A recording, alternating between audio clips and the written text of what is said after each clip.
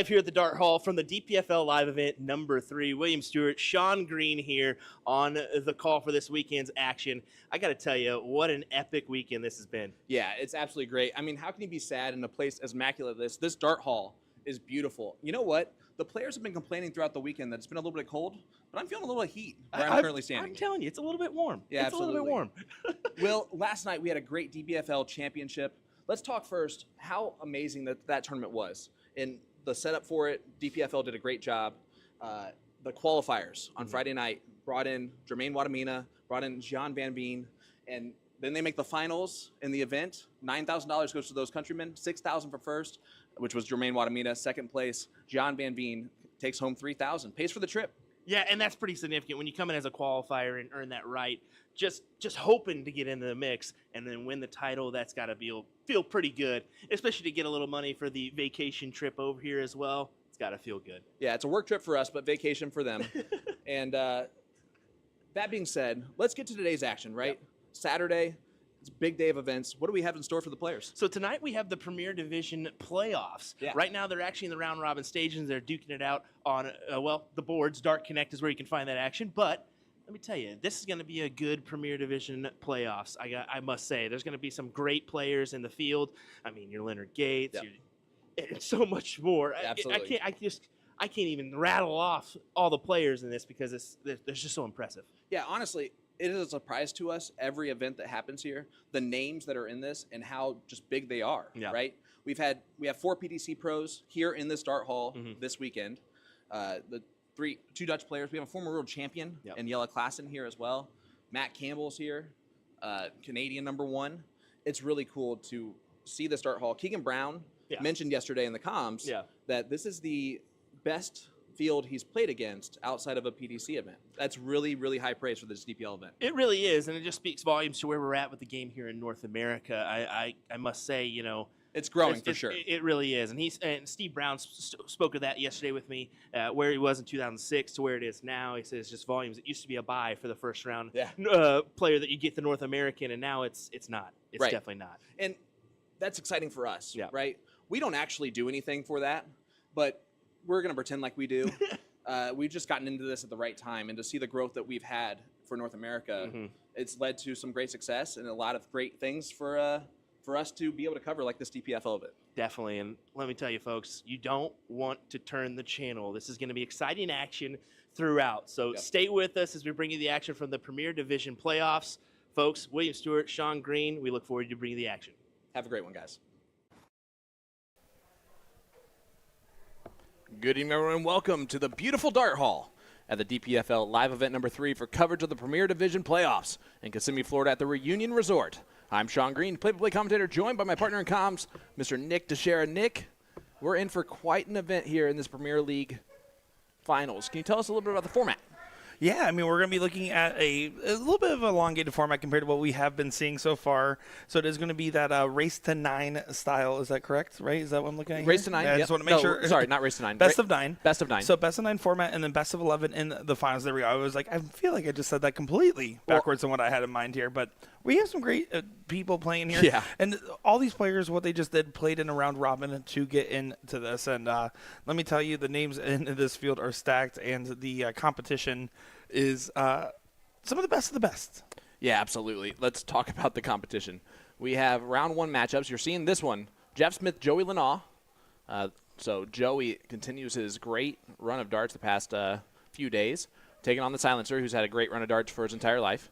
And the winner of that one will take on the winner of Leonard Gates, Matt Campbell. Decent first-round matchup. Absolutely. Jim Widmeyer, David Fathom, Mike Riley, Johnny K are the next 2. Another great one. How about Alex Bellman, Kevin Luke? That's going to be our next match on this streaming board. And then Bruce Robbins, Danny Young. Danny Young gets out of the group of death that also featured Gian Van Veen. Yeah. Who did not qualify. And that's insane to say that Van Veen did not even qualify. That was a finalist of our DPFL championship, runner-up to Wadamina in that one. It's the highest-ranked player in the world that's here this weekend. That is insane. And it's, again, a testament to the quality of the players, the talent, and everybody else here. there's not going to be a bad matchup here. And in fact, it was probably one of the hardest decisions ever for the tournament staff to figure out which matches we were getting, right? Right, absolutely, because we could have gotten all of them. John Frenteligo, never mind, and Ryan Brogan, Johnny F. and Ryan Brogan, and then Jelle Klaassen, Jermaine Wadamina, a couple of Dutch superstars there at the bottom of the bracket. I talked to Ryan Brogan just before this got going, and he told me, he's like, I tried to play the Division 1 round robin. I shot an 82 and didn't make it out of pools, which is insane. So instead, he played for the Premier and got in. Got out. All right. That's pretty crazy how that one works here. Quality matchup, though. We saw Joey Lanaugh make a finals for the Cricket against Leonard Gates there. So he's made a finals appearance. Jeff Smith has not made a finals appearance yet. Our monitor keeps going in and out for some weird reason. So we'll get that fixed that we're going to be looking at here. But I do want to say we just had it. You've heard of the Battle of the Bulge. That was the Battle of the Bulls there to get this one started. Jeff Smith wins the cork, and he will go first. Yeah, and this one should be a pretty high-octane affair here. First of 5, best of 9. Not race of 9, unfortunately. As much as that would be kind of pretty cool. Well, listen. Honestly, if there's an event where that would happen, it's a DPFL event. Yeah. As they're often running around the venue, and of course right here you're seeing Joey Lanaugh, 22 years young, the current ADO national champion for 501. So him being in this top 16 in this field qualifying really shouldn't be a surprise to anyone. You look at the CV of Joey, and you're like, wow, he's practically already had a full career at only 22 years old. And then you see the CV of Jeff Smith, and you're like, that is a Hall of Fame level career, and he is only not 22 years old.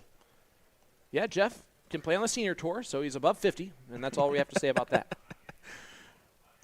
On to the races for the finish. Jeff Smith does get down in range there to make sure he defend his throw. It was looking like a pretty scary visit up until that last dart.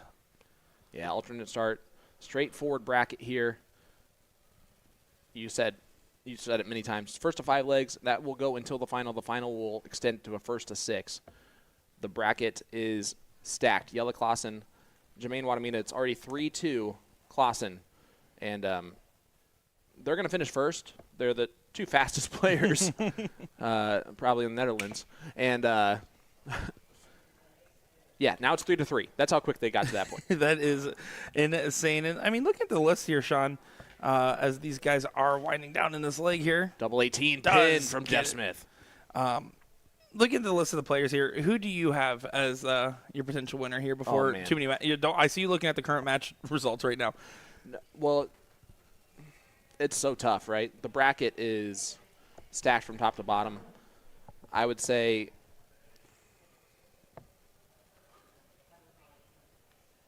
whoever makes it out of Spellman, Luke, Klaassen, Wadamina will be there, and then that's obvious in a way. Danny Young actually could make a run and be that dark horse. I'm going to pick Danny Young as my dark horse. Okay. And then I'm going to take Wadamina.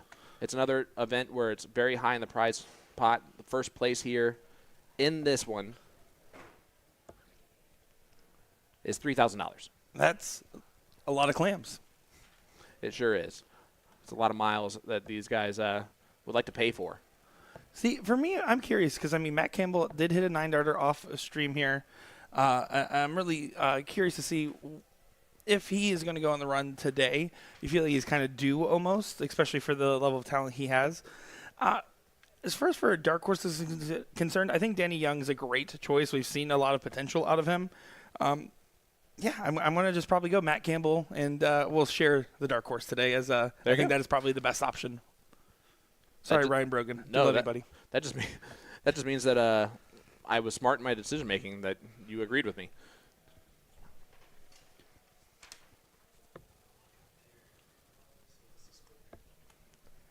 All right. Of course, first match of the evening, and we're hashing out, just making sure the technical difficulties don't happen. And remember, for you guys, should be looking great. For us, we'll figure it out every chance we get. And Jeff Smith, opportunity, big opportunity. Double 5 to break and take a 2-0 lead early. And he pins it. Well done there from the silencer. So Jeff Smith, break a throw, 2-0 lead, raise to 5. Longer format. This is a typical first, second round format for a CDC event that these two players would find themselves playing against each other in. So the format will not bother them at all. I don't see too many players in this field where the format's going to bother any of them because, like I said earlier, if there's a place where it's going to be a race to 9, it's a DPFL event because they typically play their league matches a race to 10. Yeah, exactly. So it's going to be familiar feelings for them across the board. And let's be honest here, neither of these guys are going to feel particularly nervy. Joey and Jeff have probably been in a couple shared dart halls over the years. And you know, of course, Jeff, he loves being on the stage. His Miracle Cinderella run, not this year's, but last year's U.S. Masters was one of the most memorable things in North America darts in the last ever, honestly. It was so magical what we were seeing there.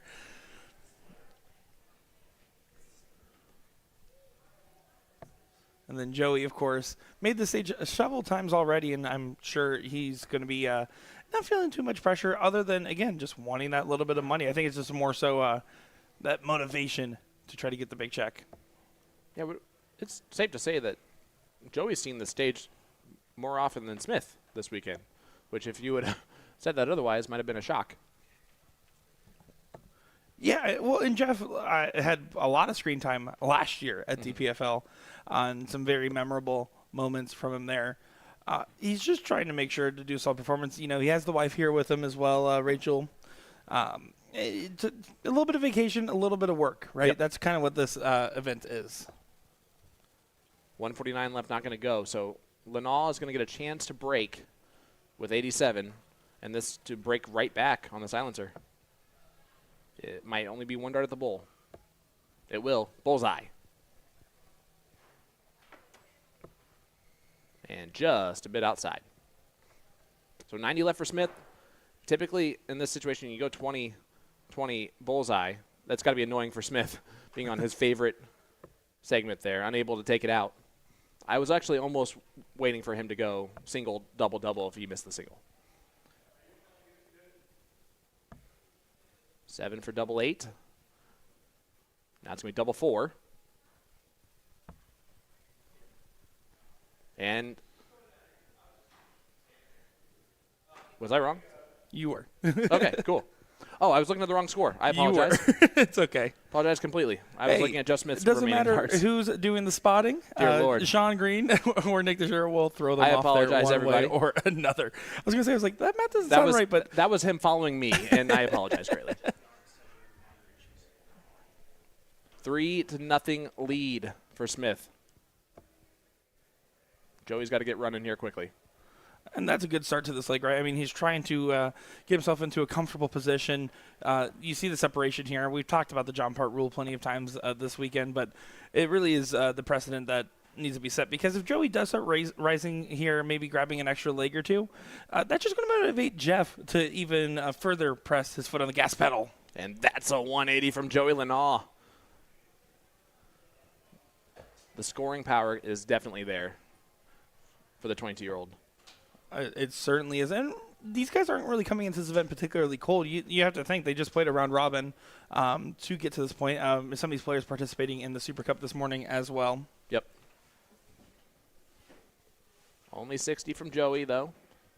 Smith way back on 403. This is almost just focus to practice for the next leg. Yeah, and that's it. All he has to do is hold his throw. He'll get 2 different opportunities at minimum to be able to do so. And that's all he has to think about there. There's no real immediate pressure on this leg. There's no alarm bells going off. The immediate pressure is just perform at all times, because you just want to win every leg. No one wants to give up one. But 110%. Yeah, I couldn't agree more. All right, 17 for 32, because I'm looking at the right score now. That would help. And he goes outside. So Jeff Smith cannot take out the 180. He can leave it handy and put some pressure on. And when he's already up 3-0, and Joey's already kind of pressed to make sure that he wins the leg, that's that pressure can be everything. And just kidding. Get it there. Double 16 goes. 3-1 lead still for Smith. I feel like this is a must-win leg. Why do you say that, if I may ask? It puts him in a very tough spot. almost impossible to come back on Jeff Smith in that situation. Where if a break here, he's throwing just to tie it up, and then it's back to even and anybody's ball game. He loses this to go up. Smith goes up 4-1. It's going to be tough to rattle off 4 straight against someone with the caliber of player of Jeff Smith. Yeah, couldn't agree more there. And honestly, I'm going to be a little transparent here. For some reason, when you said must win, like, I thought you were implying for Jeff, and I was like, I think Jeff's okay with this position so far. No, I meant Joey. Now I got apologize. there. Now I got no. I apologize. As I was like, well, I don't know, and then I was like, okay, never mind. That's why I asked you to break that one down. That's amazing. Funny stuff there. Not Ooh, a good 22. visit there for Jeff. Just a little bit wiry, nervy, squirrely. And Joey not going to be happy with the 60. Let's see if he can just let it go and hope that Jeff gives him another opportunity. Jeff does not want to give him another opportunity. He's going to do anything except give him the opportunity if possible, giving himself a finish at 157 potentially. And he loves these giant finishes. Of course, the 170 is his most iconic finish that we've seen him do time and time again. But 157 is pretty cool in my book. Treble 19. Would have left tops.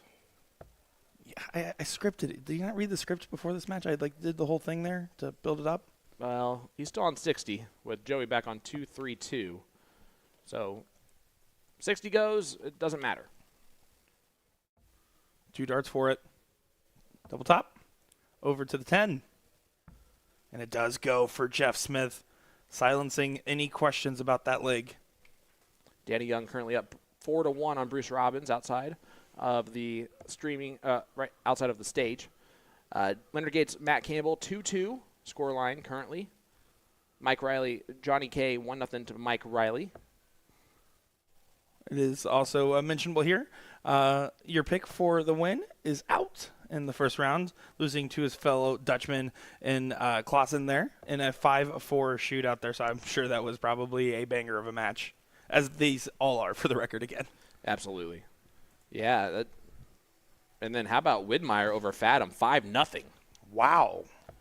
Just came out pouncing on him. But, yeah, Klaassen over Wadamina, 84, played in 86. All right, so Joe's got to rattle off 4 straight. And that's a tall task against anybody in this room, but especially this guy right here. Because you have to admit, Jeff Smith has always been known for his consistency on his finishing. Some pretty solid scoring, but not he has these moments where it's world-class scoring, but for the most part, it's world-class finishing with some very good scoring for him. It's hard to beat a player like that because you know there's going to be most legs he'll get at least an opportunity here or there. Yeah, and honestly, if he was a Red Sox fan, I think he might have a shot, but Yankees are typically on the wrong side of having to win 4 in a row to win the playoff. There you go. I didn't know too much about soccer there, so I was having trouble keeping up. Smith on 152. 2 treble visit will give him a look at 32. Otherwise, Joey will come back with Shanghai. 1 more of those. Oh, unlucky. You almost kind of expected it to go in where that first dart was. Even clicked off the barrel. But Shanghai for Joey will not be in the cards for him today. Now he has to survive Jeff Smith on 52, and that's not a bet I would want to make. No, and look for, he does go 12 for tops. And pins the tops. A 5-1 victory for Jeff Smith over Joey Lenaw. Wow. So the silencer silences the kid. Even though both their dart nicknames, Silent but Deadly, and then the silencer. That's interesting. I didn't even think about that. It was a quiet match, but Smith comes out on top. And he will move on to play the winner of Leonard Gates, Matt Campbell. That match currently out on the floor. 3-2 lead for Leonard Gates. Oh, that should be a very interesting shape up there. But coming up next on our stream here, Alex Spellman, Kevin Luke, the Jackal versus the Friendly. I'm curious to see how this one will go. And there's a lot of stuff building up to this match from recent tournaments for these guys. I'm curious to see what goes on with it. Okay. We will come back with more coverage for that match right after this.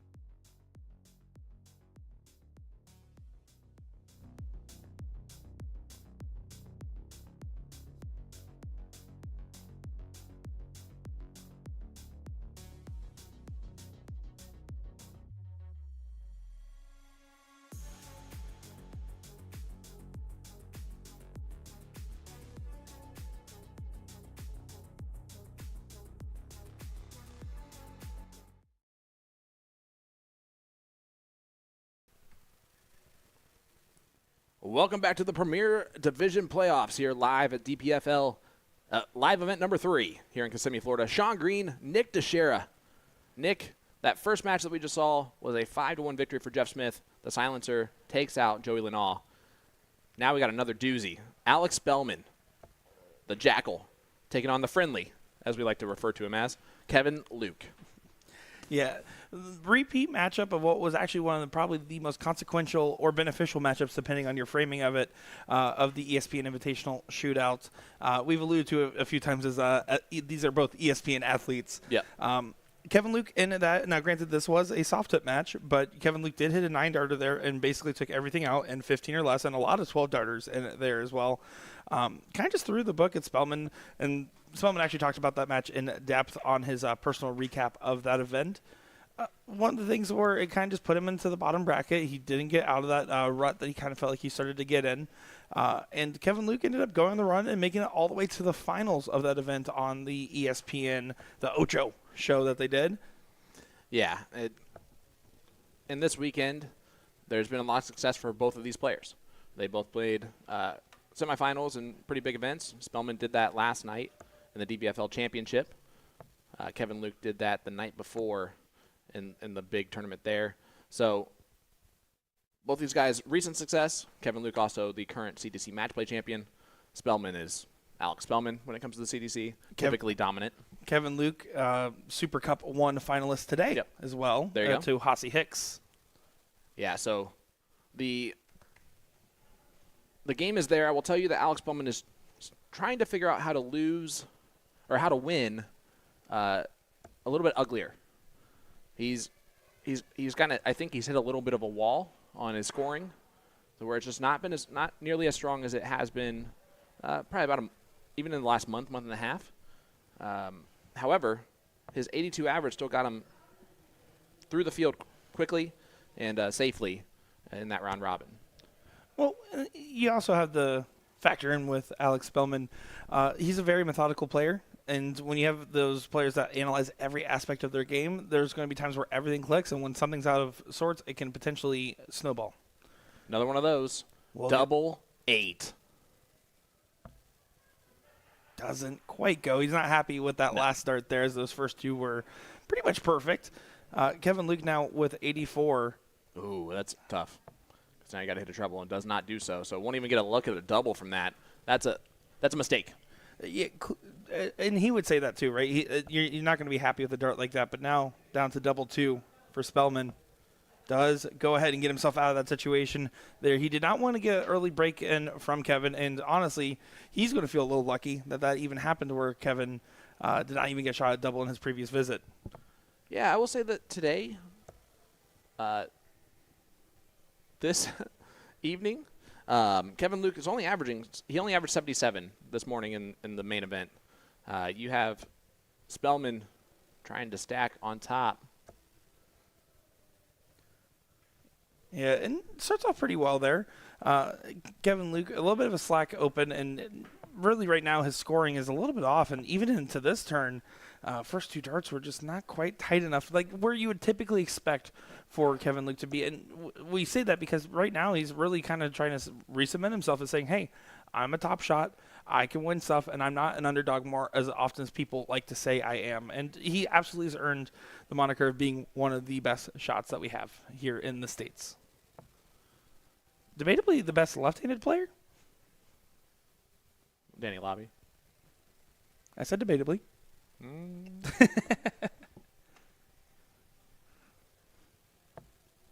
I would say until Kevin Lucas's tour card. Either one. So I lost this debate. He might be able to challenge that, but Lobby definitely the more accomplished player in his career overall in less time. 2-2-3 plays 180 here in leg number 2. Spellman, again, he's learning how to kind of win without that first line average above 100, which is how he has been so dominant in the past year and for American darts. Now, he's also extremely smart, so checkouts, he's going to count perfectly every time. He's going to do all those little things, which is, again, if you power score and you're extremely smart and in situational play that's dangerous. Now he's trying to win with just hitting some big checkouts and things like that with that first 9 average kind of dropping a little bit. When every dart's going into the trip, it's very easy in the sense to feel comfortable with that. And when that starts to leave you, it's about how can I clean up? How can I play around my misses? How can I play around my hits? And Kevin Luke takes it out, 1-1 scoreline. That's the part of Luke's game that has made him rise a little bit in the consistency of being successful. His checkouts, if it's under 100, he feels like he's taking it out pretty much every time right now.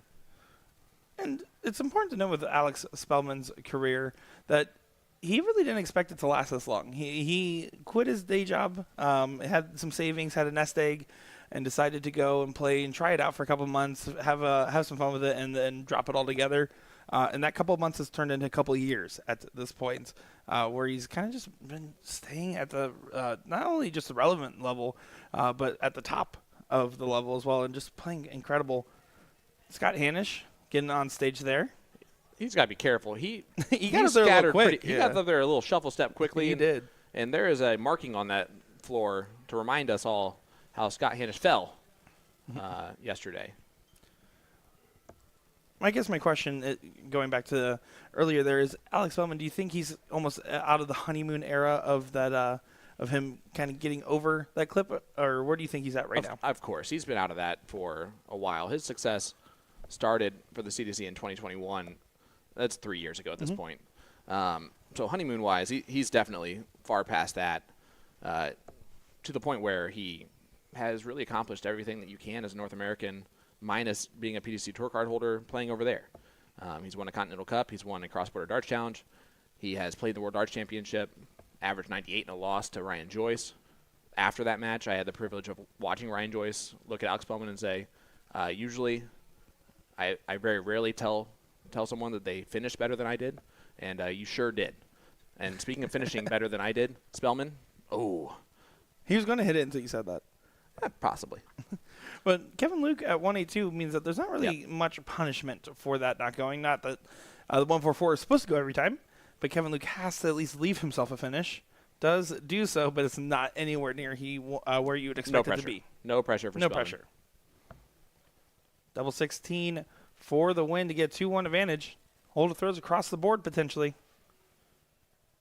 Right off that barrel, right in there, and does do so. Beautiful stuff from the Jackal. And again, staying collected in those darts that are going a little bit wayward. He's able to just sit down, refocus, regroup, and execute.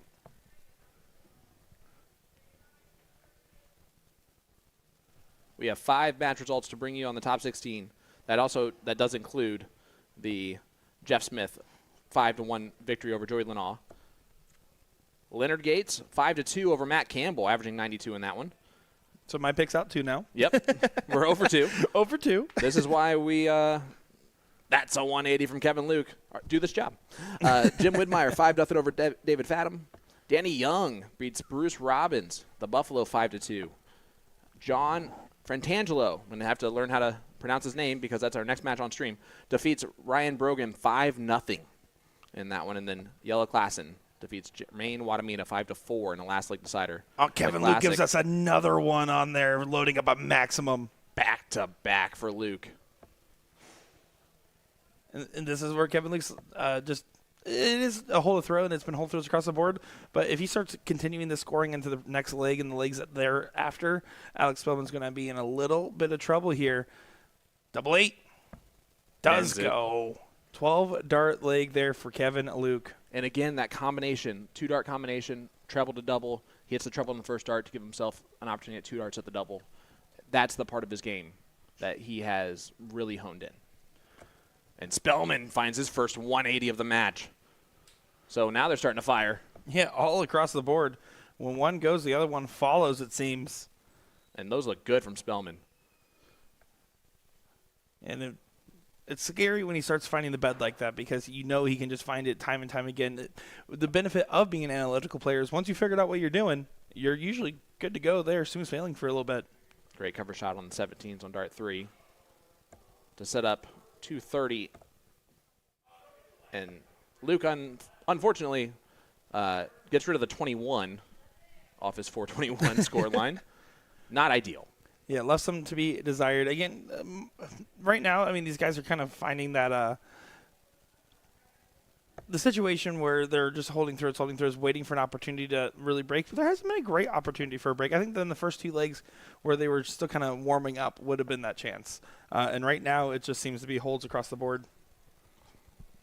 Yeah, absolutely. The other quarterfinal that's still going on out there, Johnny K, Mike Riley. It's a 4-3 lead for Riley in that race to 5. Other than that, they're all set up, ready to go. So looking at who plays whom, next it'll be Jeff Smith, Leonard Gates in the quarterfinal. Jeez. Oh, my goodness. Kevin Luke finds another one. It kind of punches that 39 there from Alex Spellman's previous turn. And that's actually a better shot than Spellman's 99. He won't He was even not get even a good dart. at dart. So Kevin Luke goes 180 to leave 100. A 5-darter potentially from 280. That'd be nice for a break a throw. He's getting 2 darts at it. Double 10. Does get that break a throw that we were looking for, that he was looking for, and Alex Spellman was absolutely not looking for. Again, a treble to double combination. He hits that treble on the first dart. It's making the difference. We talked about it a lot in the 65 and under. Having as many darts as possible at a double sounds like something so there's rudimentary to say, but at the end of the day, it really does make that much of a difference because everyone's doubles percentage can vary quite a lot. Not every day you're above 50%. Not every day you're below 10%, but sometimes you find yourself somewhere in that middle range. That's a tough spot to be. If you give yourself more opportunities, it's likely to go your way. Well, our next match that will be on stream will be John Frantangelo, Yella Klassen. Then Danny Young is waiting on the winner of this one right here, Kevin Luke, Alex Spellman. Jim Widmeyer's waiting on the winner of that Mike Riley, Johnny K match. So a lot of big names, current and former, still left in this bracket that's just going to get harder and harder the further along these players go. Right now, Alex Spellman in a hard position himself. 127-point separation here means that he's just trying to close the distance as much as he can. Going against the darts obviously doesn't help, but Kevin Luke's just doing a lot right. You can see his scoring. They were in the first 2 legs around the 70s. It's picked back up to where you'd expect it to be in the high 80s, low 90s region, and Kevin Luke's like, I'm going to try to continue to bring it up from low 90s, maybe like high 90s, maybe like a couple hundred, who knows? Yeah, so you're right, and Spellman is in trouble here, and let me tell you why. He typically throws and he tries to just ease kind of in that follow through, right? As Kevin Luke unable to do anything there with the 60. So this 127, huge opportunity moment, and then I'll talk about it, and he just ruined it. So I'll talk about it now. He has been throwing these darts faster and faster, snapping through harder and harder, and when he does that, that's not how he wants to play. So his typical, what he's feeling up there is he's not being able to reach the treble with his typical release point. Kevin Luke's release point reached the double just fine, though. Yeah, 4-2. Luke now up on Spellman. Yeah, and you expect right now Spellman to have a good opportunity to hold through, especially after these couple darts right here. But Kevin Luke, his scoring is now getting to the point where it's getting very hard to deal with. In fact, if I'm Alex, I'm a little annoyed at how much the trebles are going in for Luke. 140 answers 140 there. Kevin Luke, of course, going to be trying to force a break a throw. Alex Spellman has to do everything in his power to defend it here. And even if he does not hold, or if he does hold here, Kevin will get the darts to start, and he's still on match point. Tough position to be in for the Jackal. Highest average in the top 16. Only a 92 from Leonard Gates in his first round match. So these players still leaving a lot in the tank for these quarterfinals, semifinals, and finals. Again, first place, $3,000. Second place, $1,500 here at this Premier League playoffs at DPFL event, live event number 3 in Kissimmee, Florida. Alex going to try to get himself to a finish here. More than likely will. In this situation, Nick, he's in the best possible spot to potentially come back here and win 3 legs on the trot. He gets to go first twice in those 3 legs. So the dangerous leg here might be the next one, but that's going to put some pressure on. And, you know, we talk about this idea of pressure. Alex Bowman's a guy that you never count out because he's really focused on his own world in there. It's just him, the darts at the board, and that's really all he's kind of thinking about. And yes, the pressure, there's some on a subconscious level, maybe even on a little bit of a conscious level, you're thinking about it. But he's been in positions like this time and time again, and he's put people in positions like this time and time again. It's about how he perseveres at this time, though, if he gets the chance to. And he won't. Dead center bullseye for Kevin Luke. Steals it and takes it out 5-2. Again, if Luke finishes like that tonight, he will be the favorite. Yeah, I absolutely agree. If he does that tonight, he will be phenomenal indeed. There, Scott Hanish, do want to give a shout out for chalking and not tripping here. And yeah, that was a great time to break a throw to completely counteract my point on what I was saying for Alex. We don't need another Scott Tua and trip on that thing. That's right. Well, we got another great match coming up here with Yele and John coming to the board. Should be a great one there. Kevin Luke will play Danny Young in the next round. So just give it a moment, guys. We'll be getting our next matchup here underways. Don't go far. DPFL Live Event 3 in Kissimmee, Florida. DPFL Live Event 3 in Kissimmee, Florida.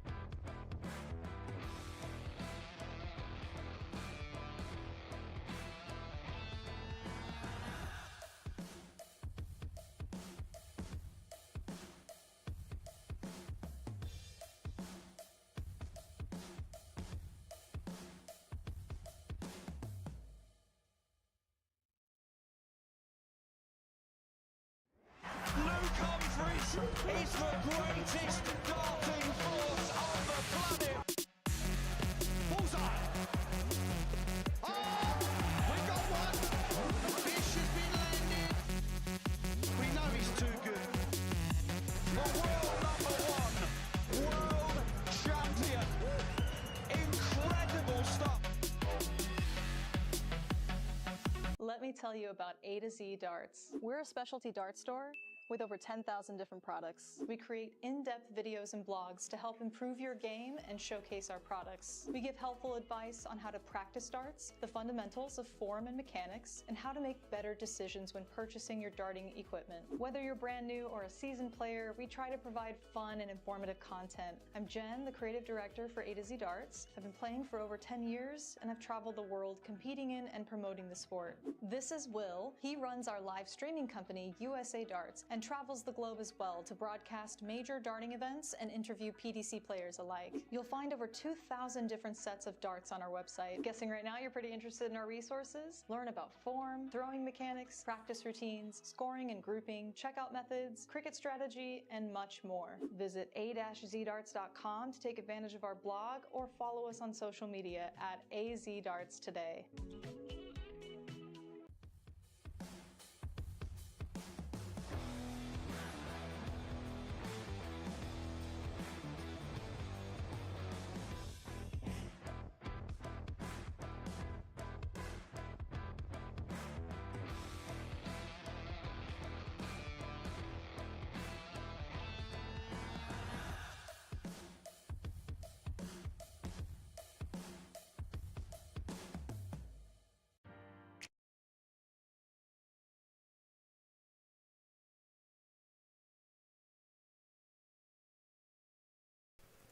Welcome back, ladies and gentlemen. DPFL Live Event number 3. This is the Premier League playoffs. The Premier Division playoffs, sorry. Excuse my mess up there. This one features, well, former world champion and current Jort star, Jelle Klaassen, who defeated Jermaine Wadamina 5-4 in the first round. And he's taken on John Frantangelo, who won 5-0 over Ryan Brogan. I'm Sean Green, joined by Nick Dichiria. Nick, I have an interesting stat that I want you to pay attention to in this one. John Frantangelo averaged 105. John Fratigello. That's why I went out there to ask, by the way. Sorry, just wanted to fix us there because I knew we were not right. All right. The N is silent. No N. Fratigello. There we go. Sorry, go on, please. Wanta Franta, don't you wanna Franta? So, John had a first 9 average of 105, and he only averaged 80 for the first match. So his scoring's definitely there. Absolutely. His finishing impressive was not impressive. So let's see if he can pick that up here. If he can match the scoring with the finishing, he's going to be on potential upset alert here for Jelle Klaassen. Yeah, and I'm really curious to see John's game here and what he can really bring to the table. Of course, let's be honest, I think Klaassen's kind of fishing for some results here on our main stage. Yes. He hasn't quite gotten to the runs of what you would expect for him. And Van Veen finding a way to get on stage no matter what. Love it. Love it. And again, huge shout out to the 22-year-old, the highest ranked player in the world here this weekend at 31st. He has a bye in the first round of the World Dart Championship currently, which is insane. And he's done that in less than 2 years on tour. And did not even qualify for tonight. Yet he's here to support his guys and chalk some matches. I do want to point out or mention earlier, Jermaine Wadamina this morning, the ladies division was doing their round robin, and he was over there chalking for the ladies. Which is awesome. Had nothing else to do in the morning after he finished his Premier Division or before they even started. He was chalking ladies matches. And to see these players, I mean, support everybody in here from the locals to anybody else, the ladies, the youth. I mean, last year we talked about Devin Peterson chalking for the youth as well. It's amazing to see, and it means so much to the players, and it's so inspiring for us as well. Well, Klaassen leaves double 8. Will he come back for it? 145 left for Fratigello. Frat, like he said, like frat party. Yeah. Fratigello. Fratigello. Yeah, exactly. There we go. Wanta frata. Wanta frata. Double 8. Going to work in from there. Good placement. And he has to go to the double 4 now, though. And everyone misses double 4. No, nobody. Usually nobody. It has not been the case this weekend. But I can tell you what. When those Dutch players wear jorts, they mean business. They do indeed. But so does John, as he does find it Great in there. finish from John Fratigello. Johnny F. John F. That's nice and easy. And a good break of throw to start things off here. Klaassen at a 62, not going to be really happy with his position. And neither of these guys going to be like, yeah, 62. But at the end of the day, it's better to win a leg with a bad average and still get the win than to lose with a good average at the end of it all. I love so much that this comment is in the chat. Why are there so many PDC players? Listen, you want to talk about the greatest question in the world for a American event that's not regulated by anyone but the DPFL, a local homegrown American brand. Why there's so many PDC pros here? That's amazing. Mm-hmm. And the answer is because we're awesome. The answer is because they put in the work, right? And they work their connections. They talk with the players overseas. They try to bridge the gap and figure out ways that works best for all these players. I saw a couple of people talking about how there's the Dutch tour, exhibition tour coming up here soon. But actually, I think a lot of these guys are going to be going back home first before that even takes place. I don't think many of them are staying for that. So they're actually coming multiple times here, and I love to see that, and I love to see their support for the game over here stateside. Yeah, and it's starting to happen more often. We have our players are going over there and really just bringing back friends that they make on tour to do these local exhibitions. Danny Baggish has a good spot in doing that from time to time, and I'm sure he's not going to stop that anytime soon. But it's been really cool to see, and it's given a lot of opportunities to create more dart fans in North America. That's the one thing that is lacking on really pushing this to the next level, is being able to have these live events where people pay money to go watch, and to have players coming on over here to create those actual fans out of this makes the game all the better. Yeah, the moment this becomes a spectator sport in North America full time and not just for an event or two a year, because there's a couple of the CDC events that absolutely are becoming spectator events. Of course, the U.S. Masters. The more events that we become solidified in that status, the moment it becomes a game of not just players but of fans as well here. Yeah, and can I speak as a fan here real quick? Tops, double 10, and it does not go in, but he will be back. Can we just talk about the fact that in 2016, for the first time, I'm just going to be a fan for a second, watched the World Darts Championship, and what happened was the other class made the semifinal. Well, look, he is so upset about the lights turning on. Yeah, I was going to say, he definitely got thrown off there. Sorry, I didn't mean to cut you off there, but I saw the frustration there. Yep, and that's exactly what he's saying. He's like, why are you doing that to me now? That being said, he's still... Yeah, there's something happening. Yeah, you can see both of these players are frustrated. That's all right. He takes care of it. Again, it's one of the situations. Now he's gonna move on now. Now the lights are on, so he's waiting for him. In that moment, he was throwing the dart when the lights turn on. And I don't know if you want to really make a Cobra mad. He's still looking up at it. God, is that you? Yes. He's wondering if this is his final moments on Earth based on the brightness of that light. It might be the rapture starting here. So go back to what you were saying earlier, Yeah, absolutely. please. So he's the youngest player to ever win the World Darts Championship. Did that at age 21 at 2006. 2006 was the year I graduated high school.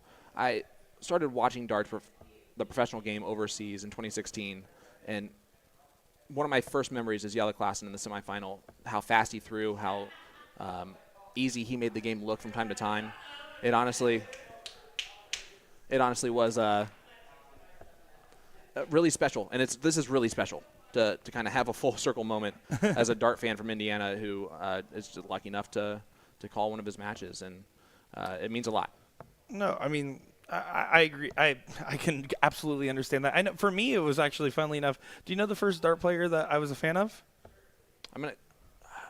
It's not going to be one you can guess. Okay, but it is a North American, funnily enough. Okay, Dave Kelly. No, all right. Awesome Dawson Dawson Marshall when he beat James Wade at the U.S. Masters back when it was in Las Vegas forever ago was one of the first dart matches I actually watched and seriously sat down and paid attention to, not just one my dad had on in the background. Yep. And from that moment on, that was the first person I was a fan of. And as soon as I became a fan, he's like, I want to retire. And I'm like, no, Dawson, how could you do this to us? But that's what kind of got me hooked on the professional side of the sport. And double 10 goes in. Klaassen regains control. He broke leg number 2. Now back on throw.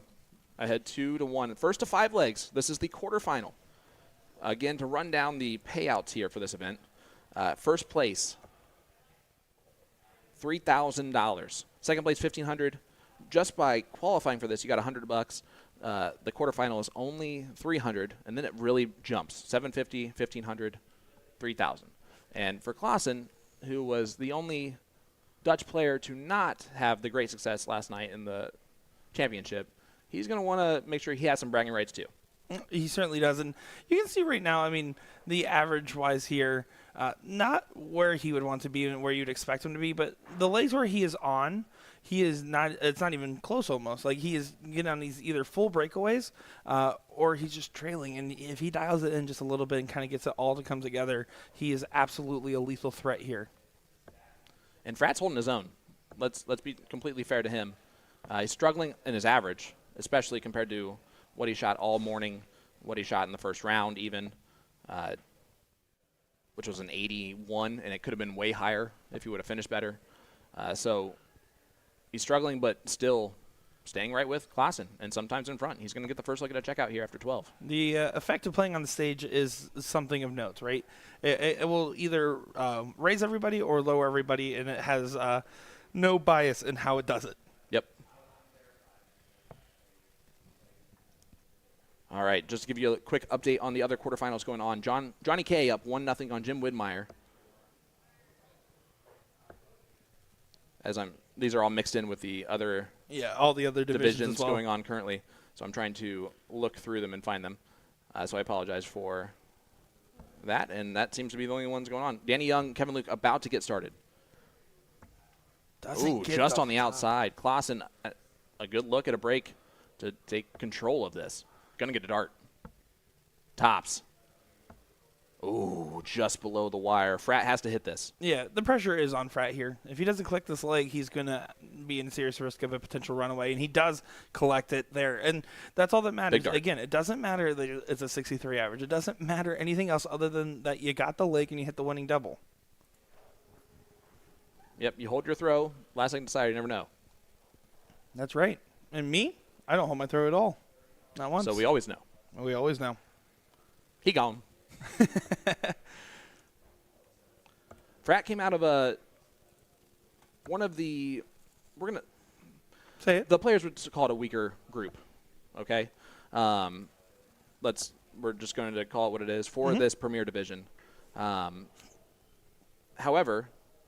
that's not important. It was the John Steinhofer and Levi Kranzel. Actually, is a great group. I don't know what they were complaining about. John just, out of those four, I would say that the other three would have jumped out at me as favorites over him.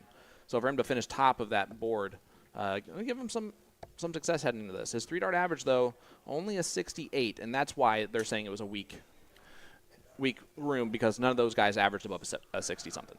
Well, okay, but right now he's playing a PDC player, and he is holding his own because against none the of that PDC matters. player. And that's right. Yep. We can look at it on paper. You can look at it as who's this, what's that. Doesn't matter. When you're playing at the board and you're rising to the occasion, you're rising to the occasion. I know I'd be shaking my boots so much if I was in John's position right now, where I couldn't grab a leg off Clausen. And, of course, yeah, you could wonder, well, if Clausen races the game, what would happen? But at the same time, Frat does switch down there, 2-tee up. Beautiful darts. Frat's just doing a lot of stuff right in general with his game here. Yeah, and he's got the opportunity to break the throw here of Yellow Clausen. He's going to get 2 darts at a double. At least he should get 2 darts at a double. And a 15-dart leg is the goal, right? We talked about it. This would be the moment to do so. Double Come on, top. Frat. Double 10. Oh. Just on the outside. And, yep, you see it there. He knows. He's playing a former world champion. You cannot miss on these opportunities too often and expect to continue to come back. Clausen not one to give back a gift, and he doesn't. 17-dart, hold a throw at the end of the day for Clausen. Yeah, and that's going to be one of the moments where, depending on how this goes, Frat's going to look at and either say, I persevered despite that moment, or that was the moment that caused the damage in the run. And it's easier said than done, like looking here and being like, oh, we'll just, take an extra moment on that second dart. Because that second dart went right where his first one was in the single. It looked like pretty much an identical stroke. So it's easier said than done. In the moment, you're trying to find the rhythm, and you're trying to also quell the nerves a little bit, too, playing on that stage, knowing all these people are watching behind you online and around the world. Yep. And right now, averages don't matter. Experience doesn't matter. History from player to player, where they're from doesn't matter. All that matters is what they do in this next 5 to 10 minutes. And if Frat continues to stay in this, it could be his ball game. Anything is possible when you're in Kissimmee, Florida. Whoa, it's magic. Yeah, let's talk about the group play today, right? Group A was Jeff Smith, Danny Young getting through, but that also featured John Van Veen and Kevin Hawkins. The 3-dart averages were an 87, 78, 84, and a 75. So very, very, very high quality, tough group. How about Group B? Alex Bellman, Matt Campbell, Norman Madu, Jason Dagnall. That is one of the top Americans in the CDC, former #1 American on the CDC, the #1 Canadian, and the #1 Guyanan in the same bracket. And Jason Dagnall is a very accomplished player himself. Group D, Jim Widmeyer, Jermaine Wadamina, Albert Anstey, John Schauman. All 4 of those guys have had success this weekend, and a lot of it. It's Yella Clausen, David Fathom, Mike Gentry, Stan Perry, Fathom and Clausen getting out of that. And then Hossie Hicks was in Group G with Bruce Robbins and Joey Lenaw. So those 2 got out of that one. And then Group H was 2 fantastic Canadians, Brian Mercer and Brandon Goddard, falling to the 2 fantastic Americans in Leonard Gate and Kevin Luke. Yeah, and you can see both these players here making some errors in their previous visits. Doesn't go Frat's way. Frat was supposed to have a guaranteed dart in the previous throw and didn't get his guaranteed dart. And same thing there for Clausen. But Clausen was able to recover just a tad bit swifter there. And just those slack darts where you need a big single to guarantee you get at least the shot at the bull or the 16, depending on which player we're referring to. It was unfortunate that misses were in tandem because neither player was able to capitalize on what would have been a great situation for them to find themselves in. Well, Nick, we might be terrible at picking favorites. Well, However, no. our dark horse, though, up 2-0 currently on Kevin Luke out there on the other boards. Updates on others. Jim Widmeyer up 2-1 now on Johnny K. And I believe in life after love that if we look here at the bracket, I'm assuming that this is the case. Yeah, we're going to get the Jeff Smith-Leonard Gates match up next, which will be the last quarterfinal to go. Yeah, and then after that, the semis, and then the final, of course. It's going to be blankety miss as far as for any of these matches, just because of the standard, the quality, the players, just the hype, the vibes. I mean, look, there's palm trees by the stage. That's how you know it's going to be fun. It's going to be loose. It's going to be relaxed. All that good stuff. Jeff Smith, of course, the former Canadian #1 PDC Tour card holder the last 4 years, had an unlucky situation happen where he did not retain it. And taking on the top American this year on the CDC in Leonard Gates, who's the 3 seed in the senior match play. And that is being promoted like heck with a start in October. Frat needs to try to get himself not only to a finish, but a obtainable finish in the sense that you want to have something comfortable when you approach 160, or excuse me, not 160, 157 is not going to be that, right? It's not going to feel like a easy hit, and it is going to be under some serious pressure because that last dart there from Clausen was just class. This almost must go. And that first dart, he knows that was a great looking dart on the wire, but Jelle Clausen, 110 for the win, and a 5-2 victory to become our first semifinalist. He's going to get a look and pins the tops for it. Clausen masterful on the finishing. He's going to want to improve his scoring, but you cannot go wrong at all with the way he finished in this match. Clausen, the former world champion, moves on. He will take on, in the next round, the winner of Kevin Luke, Danny Young. Again, Danny Young currently leading that one with a scoreline of 3-0, averaging a 94 over Kevin Luke's 77. Widmeyer up 3-1 on Johnny K. And then coming up next, the other quarterfinal left to go, that will feature Leonard Gates, Soldier, taking on Jeff Smith, the Silencer. Looking forward to it, guys. Make sure to give us a like, give us a share, give us a follow, and go to dpfldarts.com to support them as well. Be back in just a moment's time. See you soon.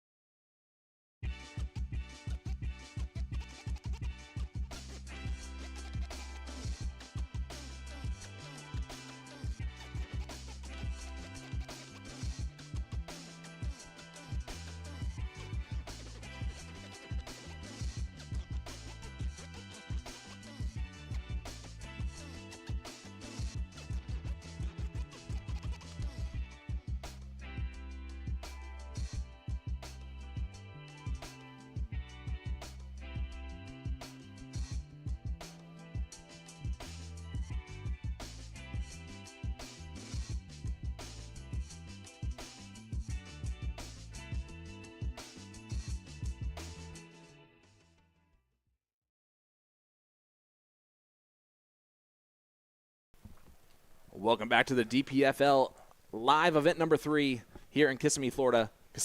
I apologize. Kissimmee, Florida. Whatever. Jeff Smith, Leonard Gates doing battle here in this top 8 battle in the Premier Division Finals. I'm Sean Green, joined by Nick Dichiria. Nick, boopity-boopity-bop. Biggity boopity. No, looking forward to another star-studded matchup here. And truly, you're looking at one of the North American, or both of these are North American goats, but a U.S. side and a Canadian side. Really hard to pick a favorite here just because Leonard Gates has been showing us the stuff so far. But Jeff Smith is just such an efficient player, and these guys have battled time and time again. A familiar matchup for them. I feel like we're going to see some of their best stuff of the tournament potentially right here, right now. Absolutely. Jeff Smith, Cross-Border Darts Challenge champion in the inaugural event 2 years ago. He did not lose a single leg in the quarterfinals, semifinals, or finals. Leonard Gates, 10-time tour winner in the CDC, former Continental Cup champion as well, 3-time senior major champion as well, the only one that has 3.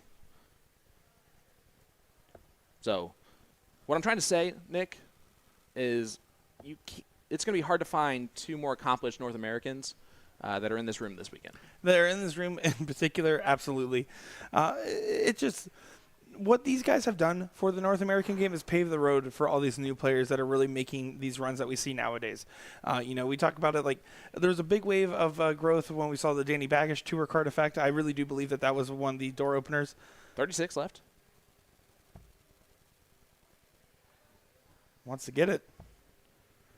Will he come back, or will Jeff Smith hit this 150? This is actually a treble 20, treble 18, double 18 move, so he can finish on his number. He tried to go bull, bull, bull. I love him so much more right now. That's amazing from Jeff Smith. The silencer trying to do a little cheeky move there to start off. Look, let me tell you, if someone goes bull, bull, bull on 150 in the first shot of a match. And you're on 36? And you're on 36. I think he was probably going bull for 20 is more than likely the route. I don't think he was going to stay unless he really liked the lie of it. But the inconsequential now, Leonard Gates does get the leg. He was going bull, bull, bull. And there's no other way to start there if you're going to do that. And at least we're going to just assume it and deal with it, all right? I know that they could possibly have gone treble 20 for tops, but no. No. That's a way lamer storyline. Exactly. Oh, my goodness. Gates unfazed, though. 1-0 lead for the Soldier from Houston, Texas. And you mentioned it. These players are paving the way.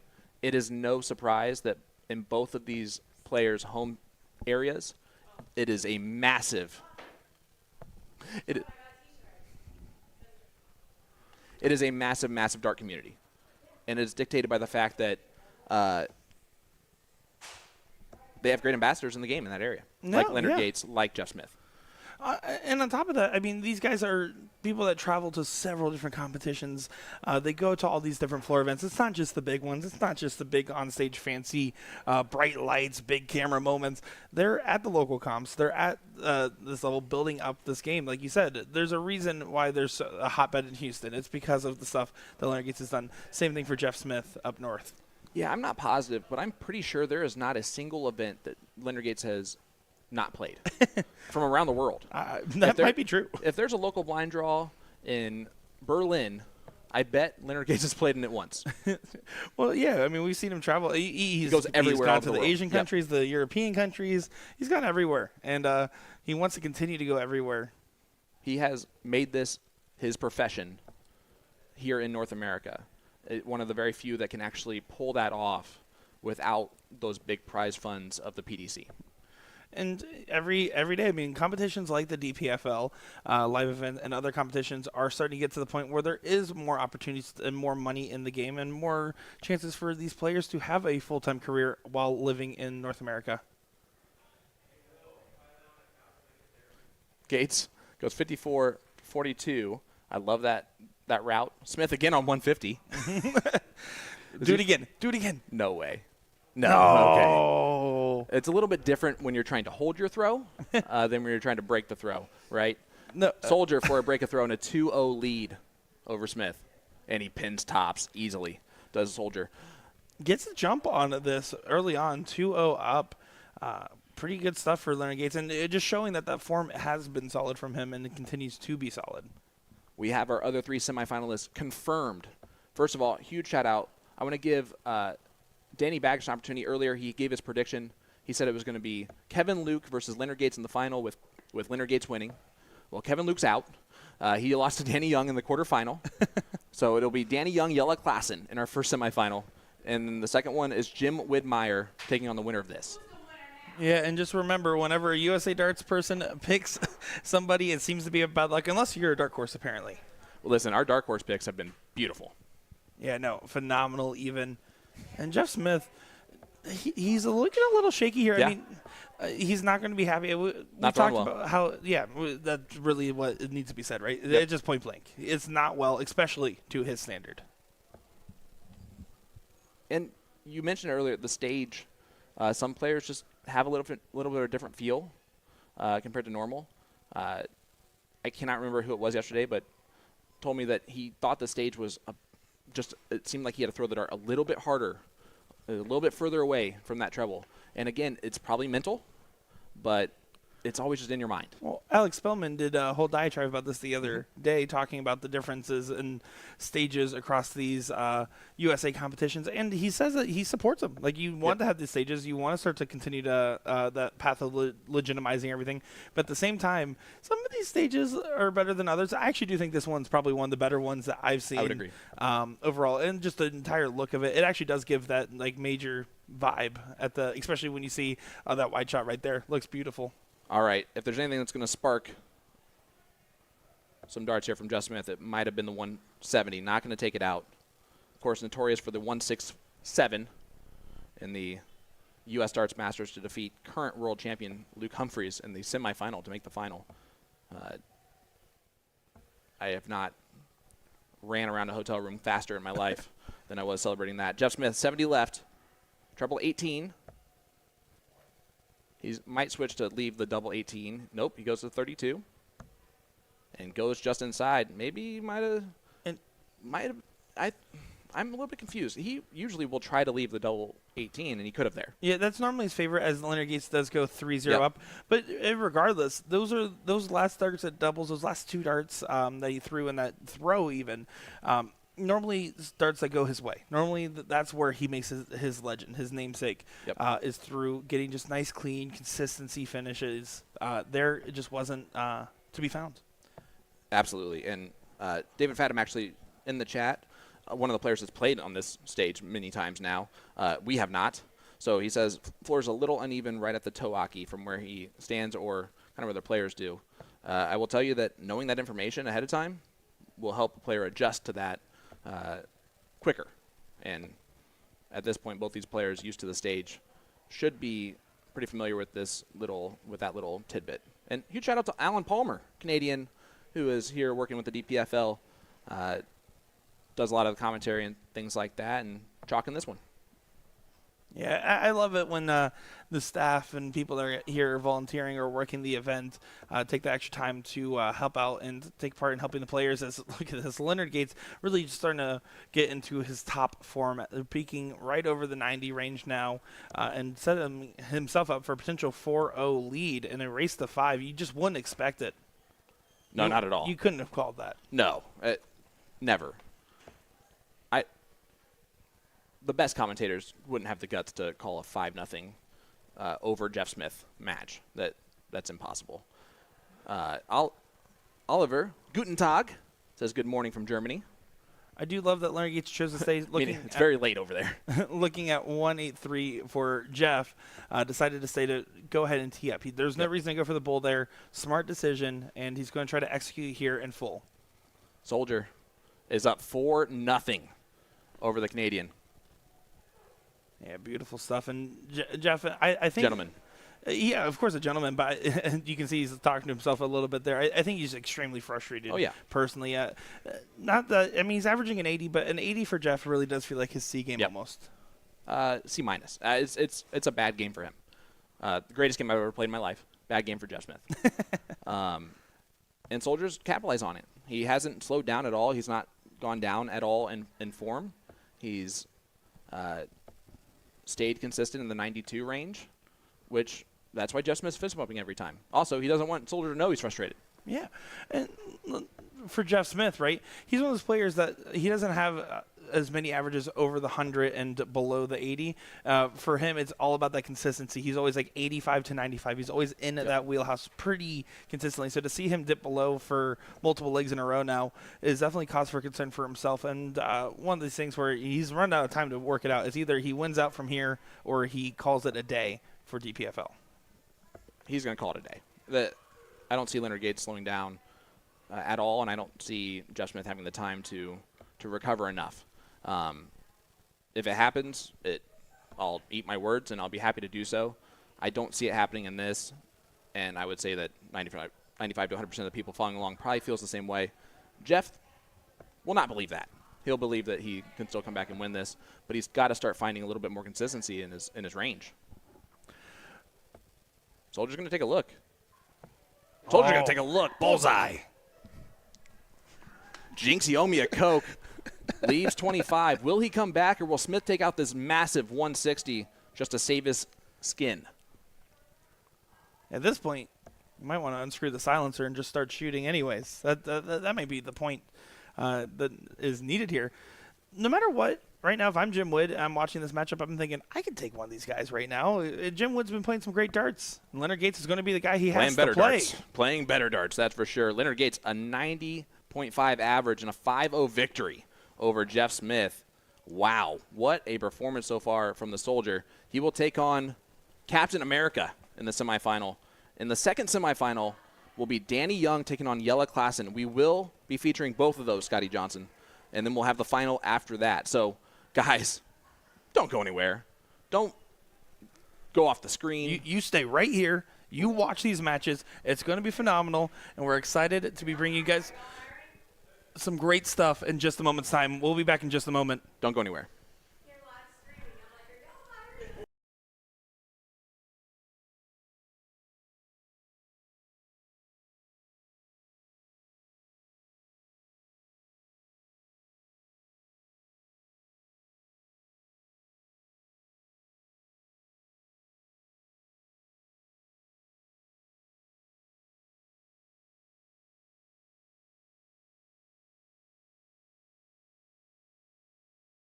Alrighty, here with Mr. Steve Brown. What are you, the head of the JDC? How would you consider that? I think my official title is chairman and founder. Yeah. There you go. Well, it's nice to have you here. From my understanding, you just came to Orlando for a vacation and found this DPFL Live event, huh? Yeah, well, I'm familiar with the event. I wanted to come last year, but I couldn't make it. And it just slipped my mind this year. So we booked a family vacation. And as it happened, a day before we left, I seen the flyer on Facebook. I thought, I bet we just miss it, just be my luck. And I looked at the flyer, read the dates, and I couldn't believe it. So, yeah, so here we are. There you go. How do you like it here at this event? It's unbelievable. It's exceeded all expectations. Yeah, even just pulling up to the gatehouse at the front is an amazing venue. It's really well ran. Lots of events, I think 21 events over the whole weekend. No, it's been fantastic, and players from all over the world. So yeah, it's a great event. Yeah, we had a good showing from some of the professional players, Jan Van Veen, Jermaine Wadamina, and so many more. It's kind of cool to see that over here on our front. It was pretty cool. I walked in the room yesterday. I come with my son John, who's a ex-PDC pro himself, and we walked in the room. We weren't expecting to see Jelle Klassen and Jan Van Veen, and they weren't expecting to see us. So we sort of crossed eyes across the room, and it was like, hi, but what are you doing here? Dang it, you came to take our money. Exactly that. But no, it's great, and there's great camaraderie in the room. Everybody and people just get on so well over here. And I've been coming to the States since 2006 through the PDC, and it's just for me is really warming to see it grow and grow and grow. And I think darts in North America is in a great place. Yeah, it really is. And talk about that from 2006 to now. How has that growth been? If I'm completely honest, when we first came in 2006, 2007, if you drew an American player or a North American player, it was almost a buy. And that's me being very honest. Mm-hmm. And sorry, guys, if that was the truth back then. And to see it grow and grow. And I've always, a lot of time, my first Actually, I owe a great deal of gratitude to an American sponsor of mine back in the day. It was Laser Darts and Horizon Darts, and Terry Manis was the first ever sponsor of me.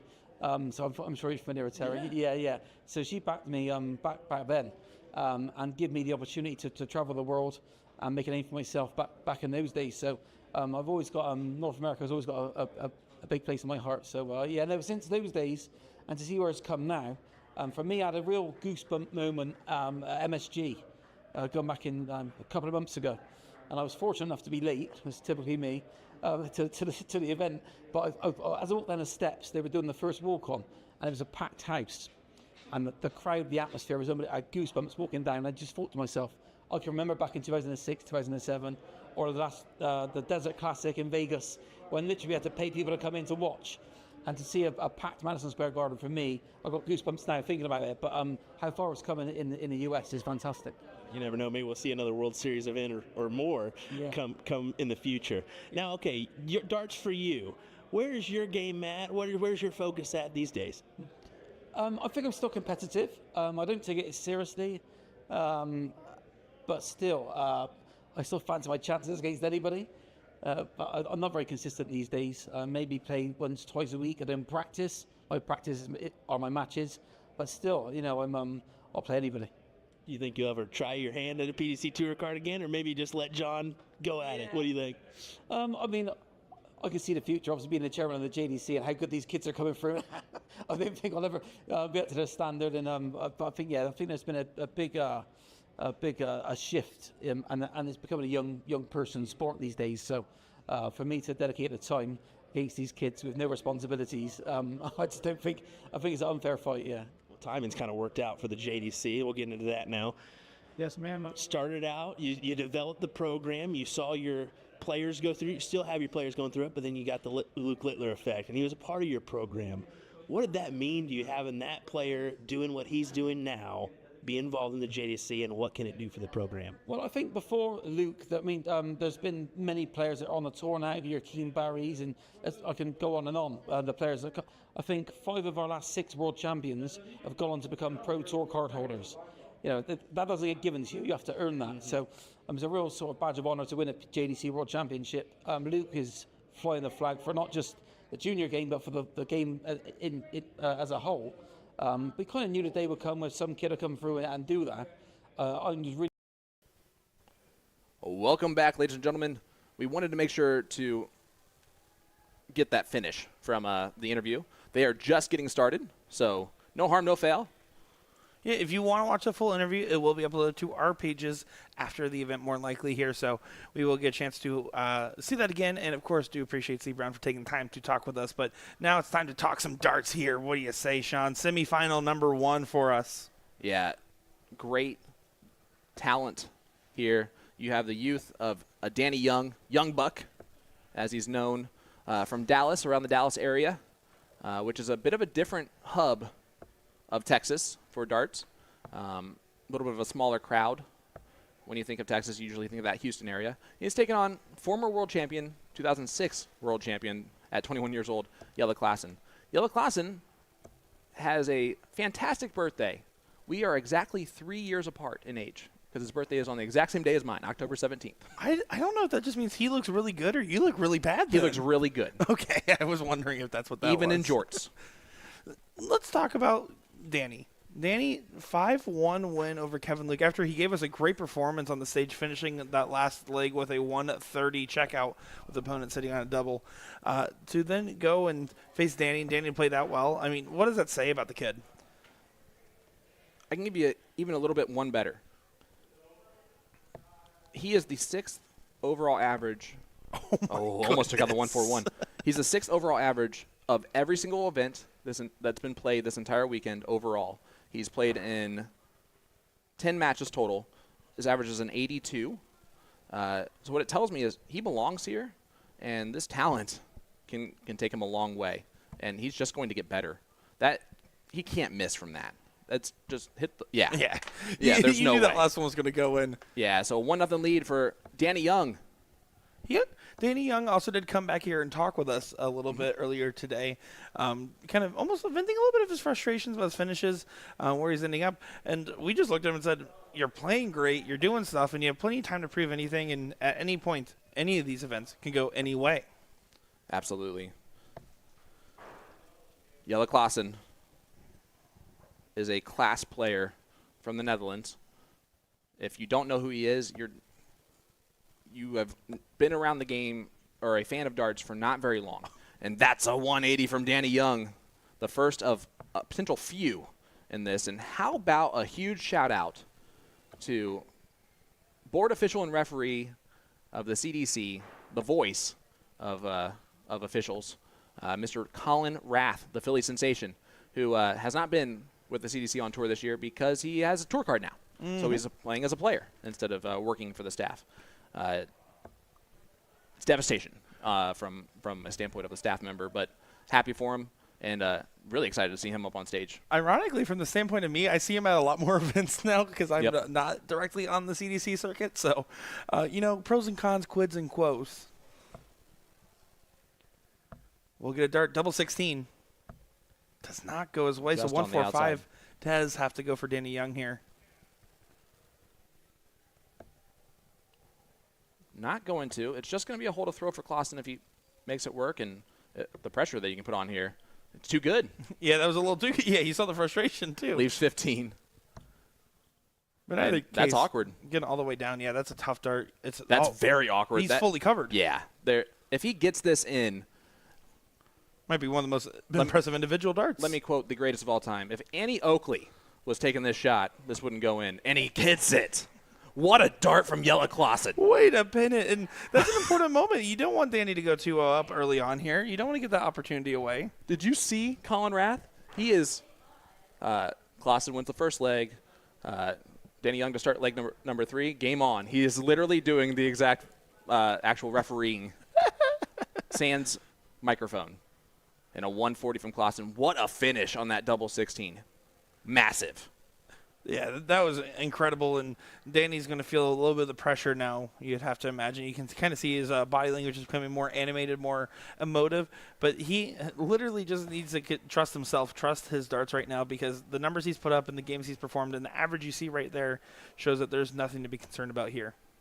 Oh, I can fully tell you that he's excited for this opportunity because he knows that he has the game to cement a victory in this match. He just wants to show it. And Jelle Klaassen's going to do everything in his power to make sure that does not happen. Again, the Cobra, part of a trio of Dutch players coming over. The other two, PDC Tour professionals Jermaine Wadamina and Jean Van Veen. And, of course, Wadamina and Van Veen had a lot of success last night, winning a total of $9,000 between the two of them. $6,000 for first, $3,000 for second. And Klaassen would like to get on board with $3,000 of his own with a victory in this event. But he's got to get through the young buck. Well, does get himself to 140 here, and he will get a chance at it. This is a chance again. You feel like it's a must. This is a hold to throw that is going to feel like a break almost from his point of view here. If he gets this, he's not going to get this. But we've seen a couple of darts from Klaassen where it's either that double's going in and it looked almost impossible to hit, or darts that you expect him to hit that aren't going his way. So we'll see what happens. And 60's tough because his dart pitches. But he got rid of now it's double 10, and just drags it on the inside. So Young, for a hold to throw and a gift from Klaassen that he needs to just take advantage of it. He double has 5. to find it. He doesn't find it, and he pulls it inside there. Little snatchy. That was very frustrating. And, Klaassen there, of course, going to try to not get the opportunity again. Let me ask you this, Sean. Yes, sir. We've talked about, showing your hand a little bit, showing that emotion, showing the frustration, and having these reactions, positive or negative, to your darts. Do you feel like that's benefiting Klaassen at all? Do you think that's playing a factor in any way? Do you believe that seeing the frustration in your opponent maybe makes him more motivated, less motivated, or do you think he doesn't care at all? He's not even looking at Danny's darts going into the board right there. He could care less about what his opponent's doing. He knows that his job is to hit trebles. As long as he continues to score well, he's going to feel like he should win every single match in this room. And any former world champion, no matter when that was, you're going to believe that. So for him, I would say that he would not feed into that at this point, how long he's been playing. If anything, well, I wouldn't say it necessarily helps in a significant standpoint. I will say personally, anytime I've ever played against somebody that has had those reactions, and not just like one frustrating dart, but like multiple times, multiple rounds in a row even, it just makes me feel so much more comfortable, because it makes me feel like, oh, well, they're either feeling what I'm feeling or I'm not even feeling that, and that's going to be my two thoughts there. And you're right. For any player too, they're gonna see their opponent struggling. Every player wants to see their opponent frustrated, because that means that you're doing your job. Yeah, exactly. That means you're doing what you're supposed to do. Clausen here trying to get himself to a 3-1 advantage, double 10. Going to need to work that one in a little bit. And that is worked in, but not quite in enough. Yeah, needed to work it in a lot bit more. That's the official term. Will not get a dart at it. So Clausen for a 3-1 lead. First of 5 here in the semifinal. This is the first semifinal of this Premier Division playoffs here at the DPFL Live Event number 3. And oh my word. Wow. And that's what we're talking about, though. He seems to hit these very hard doubles, and then sometimes when he has 3 clear, they're just not going his way. Danny has to capitalize this time, though. Last time he failed to. This time he didn't. Beautiful, beautiful 60. Made that easy, made that simple. And reset break here. a throw, and we're right back where we started. Yeah. But now it's just a race to 3. Exactly. And, you have to have that new match mentality here, and Danny seems to be just running away with this opportunity here, finding a 140 and kind of looking a little bit more settled. And you see a little bit less reactions all around. That's where he wants to be. He's trying to, again, quell those nerves a little bit, take a sip of the Powerade. Or, well, actually, what is probably some form of Powerade in just a small cup, I would assume. I believe the correct terminology for it is liquid courage. Yeah. I would say so. And you're seeing frustration from Clausen instead now. This is the momentum's starting to change. My, how the turntables. The difference is Clausen will go in and out of that, because he just knows what it takes to be in a match like this. And not saying that Danny doesn't, as he is going to continue his onslaught here. But Clausen's probably been quite attuned to snapping himself out of those ruts, and it seems like that's exactly what's happening in this very moment. And at the same time, Clausen fires 140-140 after struggling with the first 3 to leave himself a finish. And he's going to get a look at this 164. And man, this is just a type of a finish that a previous world champion take out, and will, if he needs to. Bullseye. Oh. Not going to be happy with the result of dart 3.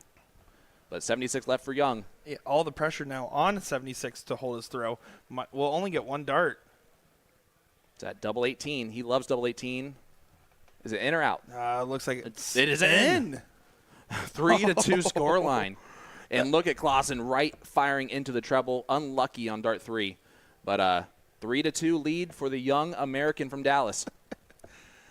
Oh, boy. This is getting very, very interesting. This is truly a dark horse story, right? I mean, you're talking previous world champion. You're talking the guy from Dallas, right? I will say this is my first weekend getting a chance to interact and see Danny Young's darts. I am thoroughly impressed with the darts of which we are seeing. 87 playing 87.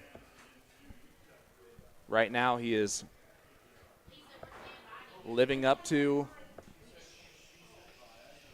the billing. Danny here going to try to continue to be at the races, put the pressure on Clausen once again. He is going to continue to be on his tail. And right now what Danny's doing, and that we didn't see in the first 2 legs, is just being very sticky, in the sense that he's really just hanging in there every single moment. There's no separation. There's no breakaways happening anymore. These guys are neck and neck. It is a true dogfight at this point. And I'm going to go up and say this. This is advantage Young now, if he can hit a treble. Not going to do so. Gave it right back. 170 left for Clausen. Man, if he hits the first 2 trebles, then just tees it up. He's going to get an option. Is he going to tee it up? Is he going to tee it up? Oh. He shot at it. Oh, I love it. I love it. Oh, that might have been almost more damage if he just teed it up. But he takes a look, because you have to respect Young's ability to finish. Not going to get it done. So Yeah. Clausen's going to come back with 25. But this is Clausen holding his own throw here. Danny will have a chance to be first one on match point in the next leg if it comes to that point. Wow. Oh, my goodness. He might be on match point here if he takes 75. This would be a huge check here. This timing's been pretty near perfect. So one dart. It's at tops. His favorite double comes and goes. At least he's been pinning it so far. So double 2 for the Cobra. Now in the madhouse. Going to work it in. Needs it. Doesn't get it. Wow, young buck. Danny can't believe he has this opportunity in this leg. And he pins it. Danny Young now way out in front. 4-2 lead over the former world champion. Clausen looks disgusted with himself at the moment. And that is going to be at himself in that very leg. He had enough darts at doubles. And now he's thinking, man, I really should have teed at the 170. Sean Green is right. And in a different opinion here, he showed the shaking of the head as Danny was walking towards him. So he fully allowed Danny to see the frustration on him. That tells you how frustrated he is. And again, a bad start after a rough start from Young. He continues to just gift him. He's just giving him gifts. And all Danny has to do is just accept them. Yeah, and now Danny is just about keeping that heart rate low. Looks like something caught him in the background there. But now Danny, one dart at a time, just that consistency in the scoring, that consistency every turn, which he has shown for the last 4 legs or so, just really kind of settled into place and finding a good rhythm at the moment. Yep, Clausen, the youngest to win the BDO World Championship in 2006 at the age of 21. Danny out in front with the darts. This is incredible. I'm so thoroughly impressed. I've said it a couple times now, but I really am impressed with Danny Young and is living up to the hype that I have heard about him so far.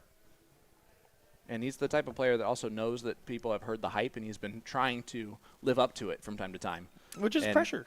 That's a lot on your shoulders. Especially for a newcomer. That being said, he's living up to it. Great counting on dart 3 to utilize the bull. Smart play to leave the 110. And that 110 might have to go. I mean, we'll see. Clausen does get himself to a finish, but it's not as clean of a finish as he would prefer. Gonna get a dart for the match. Oh, my goodness. Danny Young doesn't find it yet. 170. Clausen might have his last 3 darts of this event right here. He has to just set up. Danny Young taking a big breath. He's walking to the line. He's composed as ever, looking right at the green part. Needs to follow that dart going a little bit higher. Using the barrel. Can he click it in? And doesn't look like it. So Clausen, 114, must go. He's going to get a dart. Tops to stay in it. And he does. He saves his snaky skin. The Cobra. The 114 checkout. And it is now 4-3. Clausen throwing to take us to a last leg decider. My, how the turntables, Nick Dichiria. That just went from Danny Young being favored to win this match to now being in a very scary position. Yep. Clausen has the darts to make this a chalk match, and then afterwards, sure, Danny will have the darts in the last leg, but the last leg's the hardest one to throw in, especially when you're going against someone as experienced as Clausen. Who knows how to attack a last leg decider and has done it many, many times in his history. How about this? Danny Young, 2 match darts, missed. Will he get more? That really is the question at this point. He would like to think so. He has to hope so. Well, it's more than just hope. He has to make it so as well. And Clausen, again, a very quick thrower. That being said, Danny's not doing anything on purpose. What's happening is he is just having trouble grabbing his darts out of the board. They're sticking in him a little bit more than normal. And, again, Danny can take his time going to the board if he wants to. That Clausen's going to have to adjust accordingly and just realize he doesn't need to sprint to that line with Danny. Just wait for him to pull his darts and then go. And Danny's really doing a good job of just keeping himself paced, right? Keeping himself calm. It's easy to kind of get excited when you're going against a fast-paced player and to start playing above your rhythm a little bit. He's just really been at the same speed almost every single time. Doesn't get to a finish. So 6 darts for 1-2-4. Yeah, doesn't have to go for it. Misses the big number. That could be huge. He's only going to give himself 2 darts at a double now with that miss on the big segment. And Danny going to put pressure on no matter what he does on dart 3. Yeah, just going to try to get himself into the best position Big possible, dart. and that's a way to do it. 137 there, 49. Does get 2 darts at tops here for Clausen. And it is 4 apiece now. Danny Young will have the darts in this last leg decider. This is everything we've hoped to see. Danny Young, all the pressure in the world. Clausen, all the pressure in the world. Who will get to the finals? This is a moment for Danny Young to take the next step in his dart career. He's under pressure, maximum pressure. He has every opportunity to fold here and for everyone to understand it. And right there, Will he? This is the moment where Danny can really make a big difference. That was a not ideal open for Clausen, and back-to-back 100s there for Danny. That level of consistency is crucial in moments like these. You can't teach clutch. Doing exactly what he needs to do. Just continue to take it 1 dart at a time. Keep your pacing consistent here. You don't need anything fancy. You're just happy if something fancy happens. And right there, I don't like the fact that he got upset after dart 2.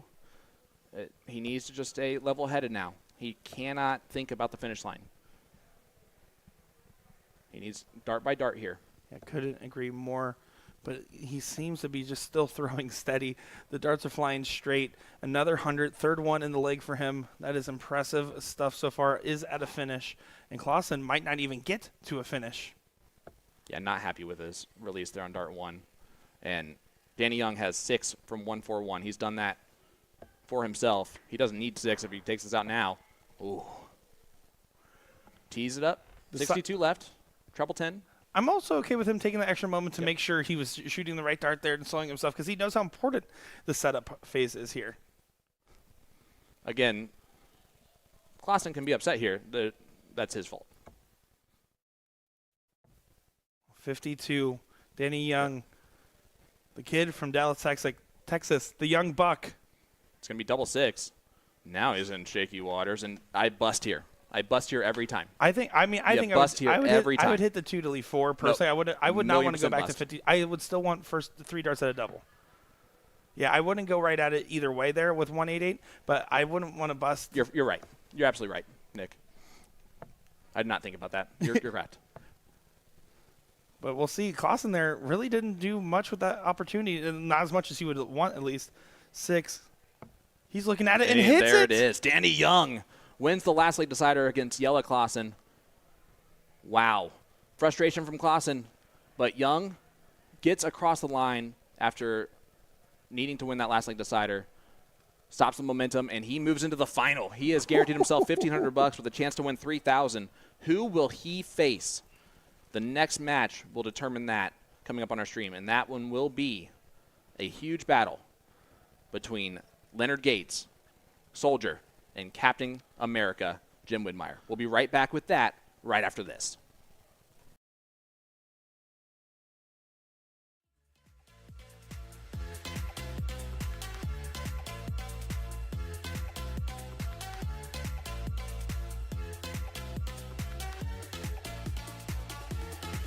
We fall apart, piece by piece.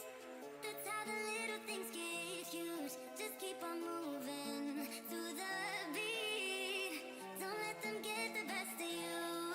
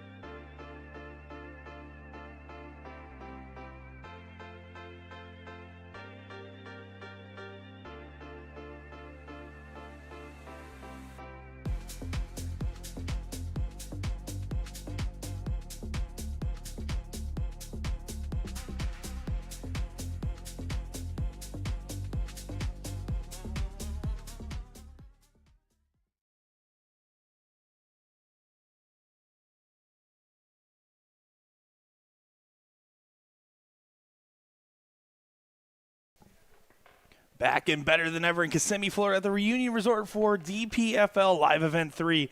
My name is Nick Dichiria, joined by Sean Green and Will Stuart here, and I'm excited to see another great matchup, another great semifinal, and the drama was in the last one. Let's see if there's any drama here in this one, as these players are putting on quite the shows for us. Just getting underway with Jim Wood starting off with a 140 to get things going here. Leonard Gates, again, been in great form. Your Cricket Open champion for DPFL over Joey Lana. And Jim Wood just showing that he's been in great form time and time again as of late. All the darts just seem to be going in so easy for him and showing that he's always been a top-tier player. And we've known that, but he's still a top-tier player. I love to see every bit of it. Sean, I'm excited for the semifinal. What are your thoughts? I'm extremely excited for the semifinal. If it's anything like our first semifinal, we're in for a treat. Jim Widmeyer trying to turn back the tape. He talked to us before this tournament started. He liked his draw. He felt really good about it. He knew he was going to get his chances when he potentially get his chances, and he has taken advantage of all of them. Now he runs into a soldier, and he's going to have to up his game. He has not performed to the level that Leonard has. A 90 versus a 70 in the quarterfinals. In the first round, a 92 from Soldier to a 76, right? That being said, who cares what just happened? It's a new ball game, a new day. Yesterday, Leonard Gates averaged a 103 against Jim Widmeyer's 94, so they will bring out the best of them, best of each other. And you can see it right here, double 8. That's out. Yeah, over to double 4. Inside. And Nick, everyone's missed double 4. Yeah, at this point, the saying is not going to make it here. Gates will only get one dart. Will be for double 16. And doesn't quite get it. You can see he really wanted. Look how emotive he was there. He really wanted that one. And these guys were both on for the 12-darter, now going above 15 there. Jim Wood, leg number 1, goes to Captain America. It's a 16-dart hole to throw at the end of the day. And you're right, Leonard wanted it, and it's because he knew that that was a huge moment to take control very early in the match. Well, and they were both feeling it on the scoring side of things for that first leg. I mean, it was literally 10 plus, 10 plus, 10 plus. It was incredulous from both these guys. Well, who's going to take on the American from Dallas? Danny Young in the final. Is it Leonard Gates, Jim Widmeyer? Let us know in the chat. Hit that like button, hit that share button. That match will be coming up next. And how about a fantastic chalker and Jeff Smith? Yeah, I, again, really love these players that are coming up. You know, Van Veen going up and chalking. We've seen Ethan DeVera step up quite a few times.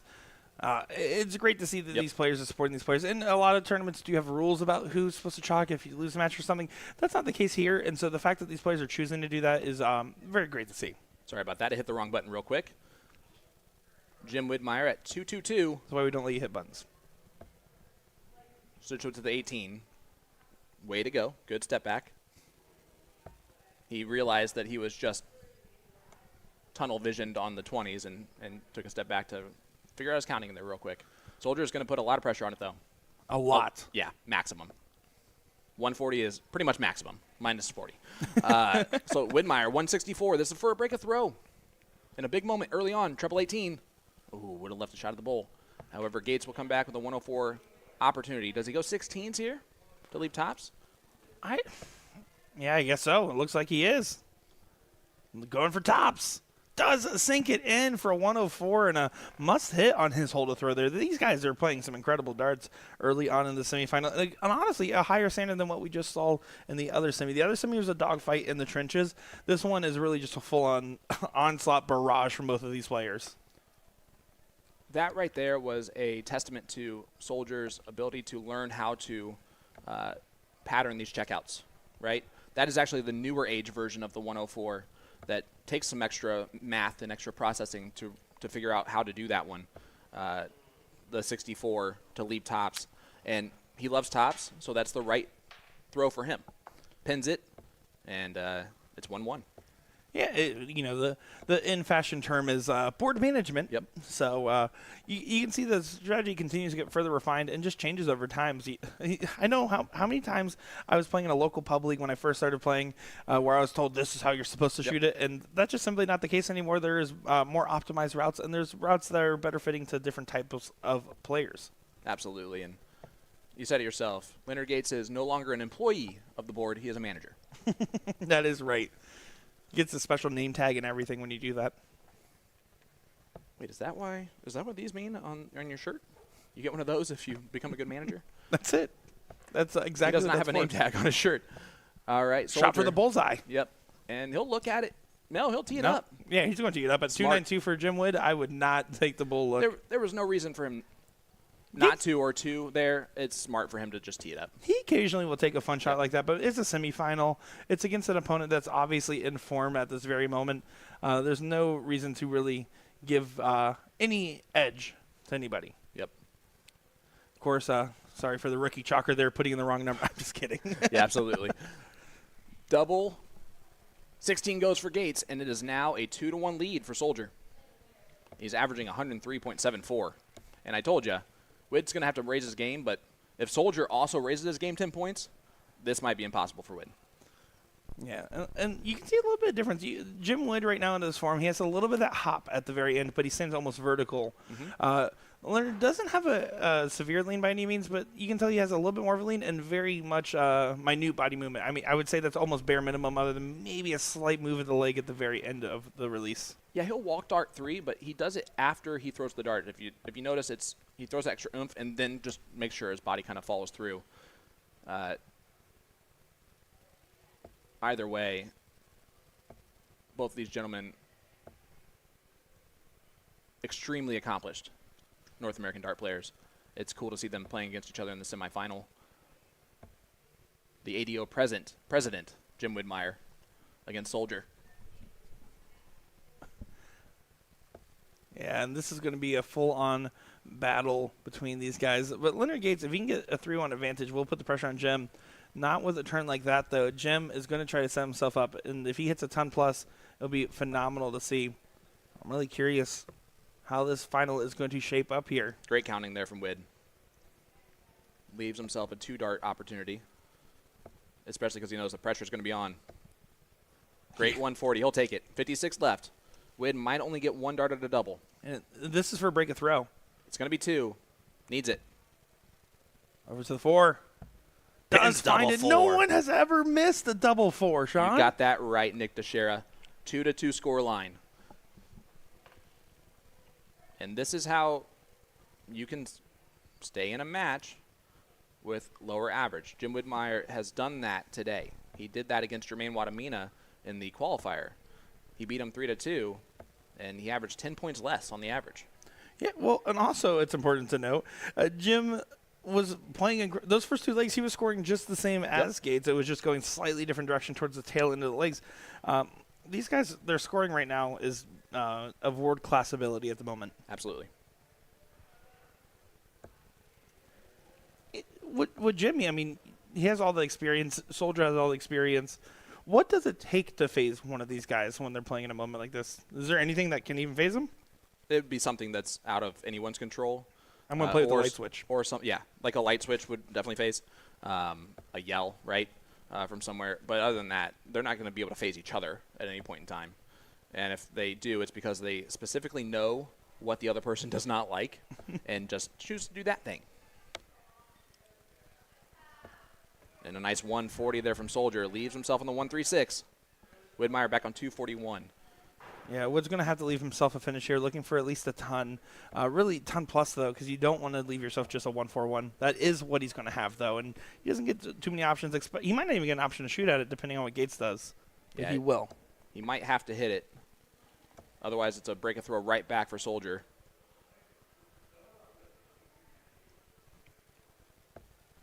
Not going to get the 141 today. Leonard Gates will get a shot for 76 to break right back to Jim Wood.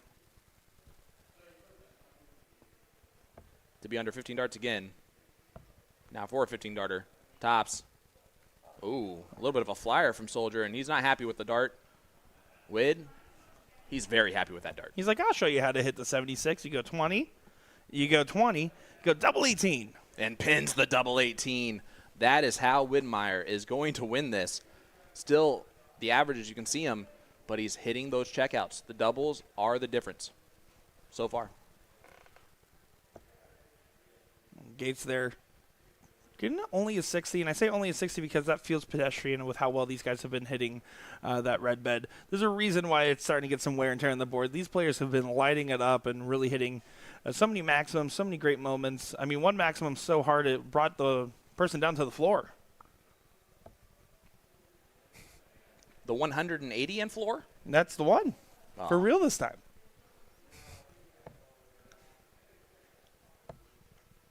Gotta love it. Scott Hanish still the most popular North American dart player on Twitter. On Twitter for sure.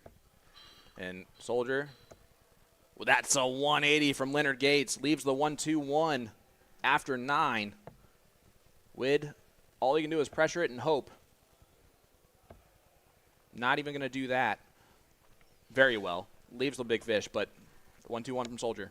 Yeah, that was a bare minimum for Wid there. He will get a look for it, but it is a must-hit shot here, or else this match is going to be chalk. Soldier will come back with 24 to hold his throw. 3-3 scoreline. This is the second semifinal. Danny Young, the Texan from Dallas, awaiting the winner of this. Will it be an all-Texas final, or will it be New York versus Texas? Do you think all being Texas final maybe gives Danny a little bit extra comfortability? He's playing against Leonard Gates. No. No. It's Leonard Gates. He's already proven he belongs. He's not going to be worried about who it is that he's playing against. There's no starstruck anymore. It's, all right, now I got to beat this guy. And if that guy is Leonard Gates, it's Leonard Gates. And if that guy is Jim Widmeyer, it's Jim Widmeyer. You can see Soldier just re-correcting the score there. And Wid's just trying to make sure that's the case too. Looks like they accidentally backed out of it. They're going to fix that real quick. Again, first-time chalker, long-time player. Because, yeah. All right. Well, looks like we got everything adjusted there. The last time he had a score zone match, he was using real chalk. That is probably true. That's funny. That is funny. Darkneck's still pretty young in the world of darts. But it's weird because for me, it's always been in the world of darts. As someone started playing when they were 16, that was 10 years ago for me. Yep. Wid. Big 140 to get the first look at the finish. Yeah, I absolutely am just impressed with Wid's form right now. Again, it just is something that, like, he's always had these individual performances where he can do it, but for how consistently he's been doing across multiple months now, it's something that's hard to do when you used to be at that level and you regress. It's hard to sometimes get back, especially when you have other priorities, other focus. I know he's very busy with the ADO and being the president and all, so it's great to see that, not only his professional life, but his hobby side of darts as well is going so well.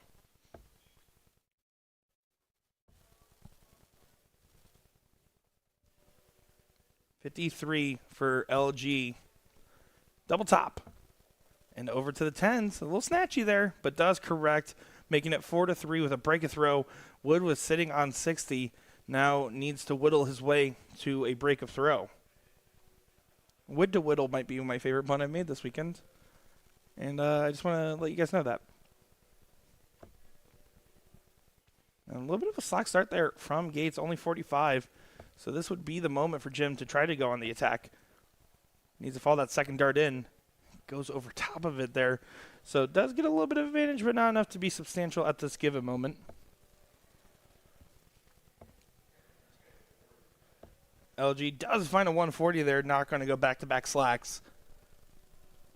Gates turning the tables here, takes that 4-3 lead. Yeah, and you can see Wid right there just not finding those triples that he was finding earlier. And right now in this moment, he absolutely needs it because if he breaks the throw here, he's going to be favored in that last leg with having the darts. Finds the first one in the bed. Does get a 140 in there. Great shot and a great recovery round. Get himself back in line, but not enough to stop Leonard Gates from potentially having the first shot at an out. He will have the first shot at an out. Can Jim put pressure on this? All he can do is try. The Soldier's going to get a look at the Shanghai for the match. And he loves checkouts like this. This is easy cruising for him. Unless I jinx it for start into the 5 there. That cruising was for a bruising. But with 174 for Wid, not really much consequence. No harm, no foul. Teed up. Which I'm thinking he absolutely did. Yeah, left himself on 40. So Wid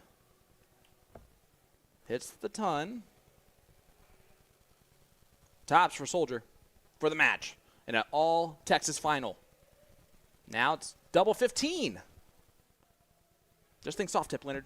Boom, baby. Oh, my goodness. Leonard Gates. And you can see right there, he says great shooting man immediately to Wid, because Wid played really well. You talked about how he needed to raise his game. He did raise his game there. He shot a 90 average. Gates 97.4. Amazing finishing, amazing form. And these guys, I mean, really, there's nothing to be mad about there. Danny Young, Leonard Gates. It is the Battle of Texas in Florida for our Premier Division playoffs. Yeah, great push there from Widmeyer. He pushed him real good, but at the end of the day, Soldier got the job accomplished by raising his game the way that he needed to. The finals, 97 average, playing 83 in the semifinals from Danny Young over Leonard Gates. But anything can happen in this final. Stay tuned. We'll be right back with that. All Battle of Texas right after this.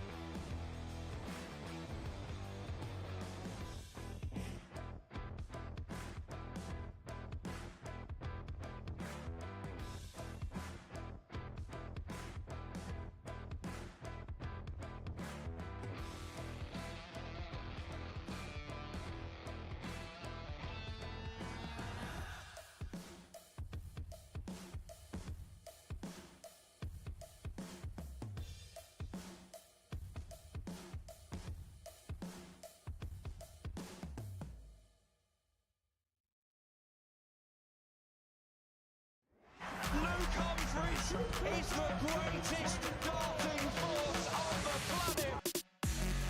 Bullseye. Oh, we got one. The fish has been landed. We know he's too good. The world #1, world champion. Incredible stuff. Let me tell you about A to Z Darts. We're a specialty dart store with over 10,000 different products. We create in-depth videos and blogs to help improve your game and showcase our products. We give helpful advice on how to practice darts, the fundamentals of form and mechanics, and how to make better decisions when purchasing your darting equipment. Whether you're brand new or a seasoned player, we try to provide fun and informative content. I'm Jen, the creative director for A to Z Darts. I've been playing for over 10 years, and I've traveled the world competing in and promoting the sport. This is Will. He runs our live streaming company, USA Darts, and travels the globe as well to broadcast major darting events and interview PDC players alike. You'll find over 2,000 different sets of darts on our website. Guessing right now you're pretty interested in our resources? Learn about form, throwing mechanics, practice routines, scoring and grouping, checkout methods, cricket strategy, and much more. Visit a-zdarts.com to take advantage of our blog or follow us on social media at AZDarts today.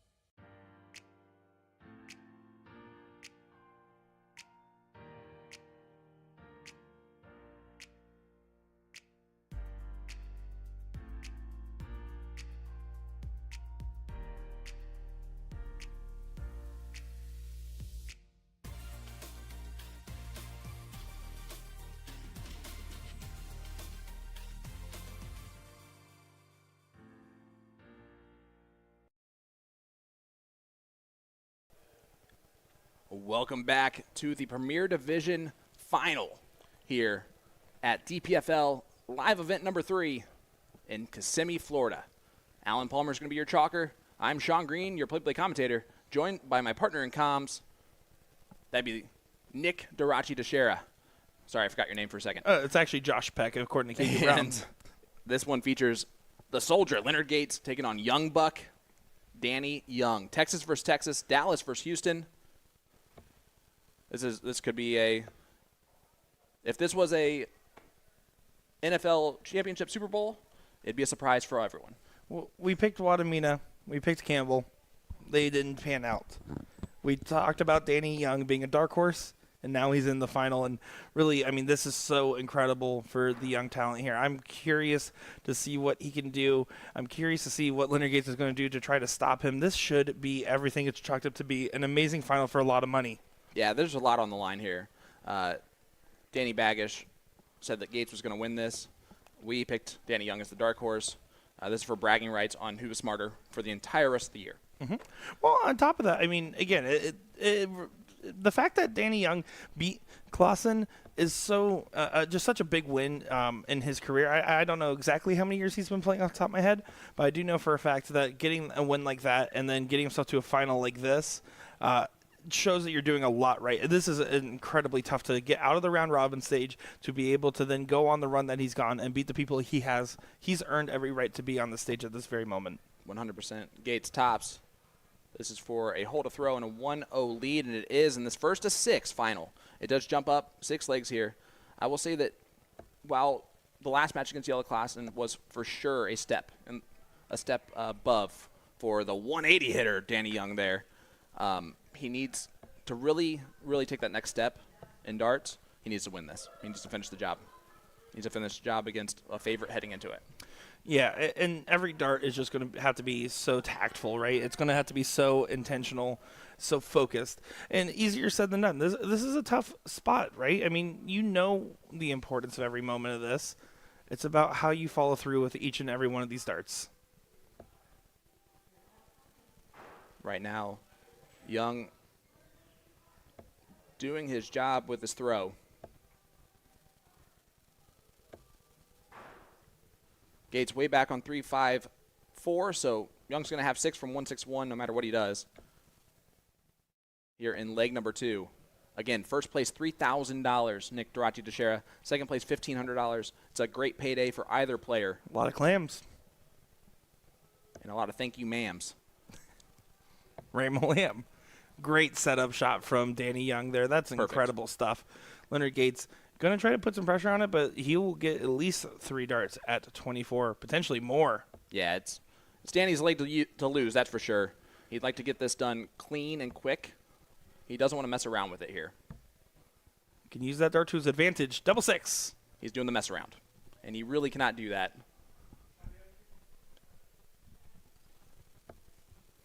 Yeah, well, you know what? Danny Young won on double 3. It would be pretty cool for him to do it again. He obviously chose not to split it last time. Yep.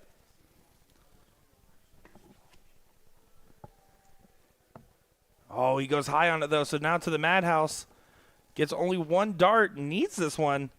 Doesn't go his way. 76 for Leonard Gates. And this is the shot where we've seen him hit a few times. Will this be one of them? It will. Yes, it will. That was really clean, and that's a massive hit to Danny. Massive hit to Young. He's got to bounce back right now. And you see him, turns around. He's not happy, and Soldier's going to feed off of that. 140 start. He's shooting an 88 right now, and he's down 2-0, but it's a first to 6. It's slightly elongated. On top of that, he's been in every leg. He's had some darts at doubles. There's nothing to be worried about here. In fact, you should just be enjoying the moment, if anything. Well, like every competitor at this level, he's wanting to enjoy the win. I know Soldier, you wouldn't be saying that about him. It's unfair to say it about Danny in this moment. I think I would say the exact same thing, though, because I would be enjoying the moment. Wouldn't be able to be close in this match, that's for sure. But Danny's going to have to raise his game. He knows Leonard is going to throw Leonard Gates darts in this final. He's already done it all day. He hasn't had an average over or below 90, with, of course, getting better as the entire event goes on. That's what Soldier does. That's why he wins so many events. Danny Young is going to have to raise his game just as well. Can do it. I mean, certainly anything's possible. He did need the 140 to leave the 161, so Gates more than likely will be the first one at a finish here. Hi, Scott.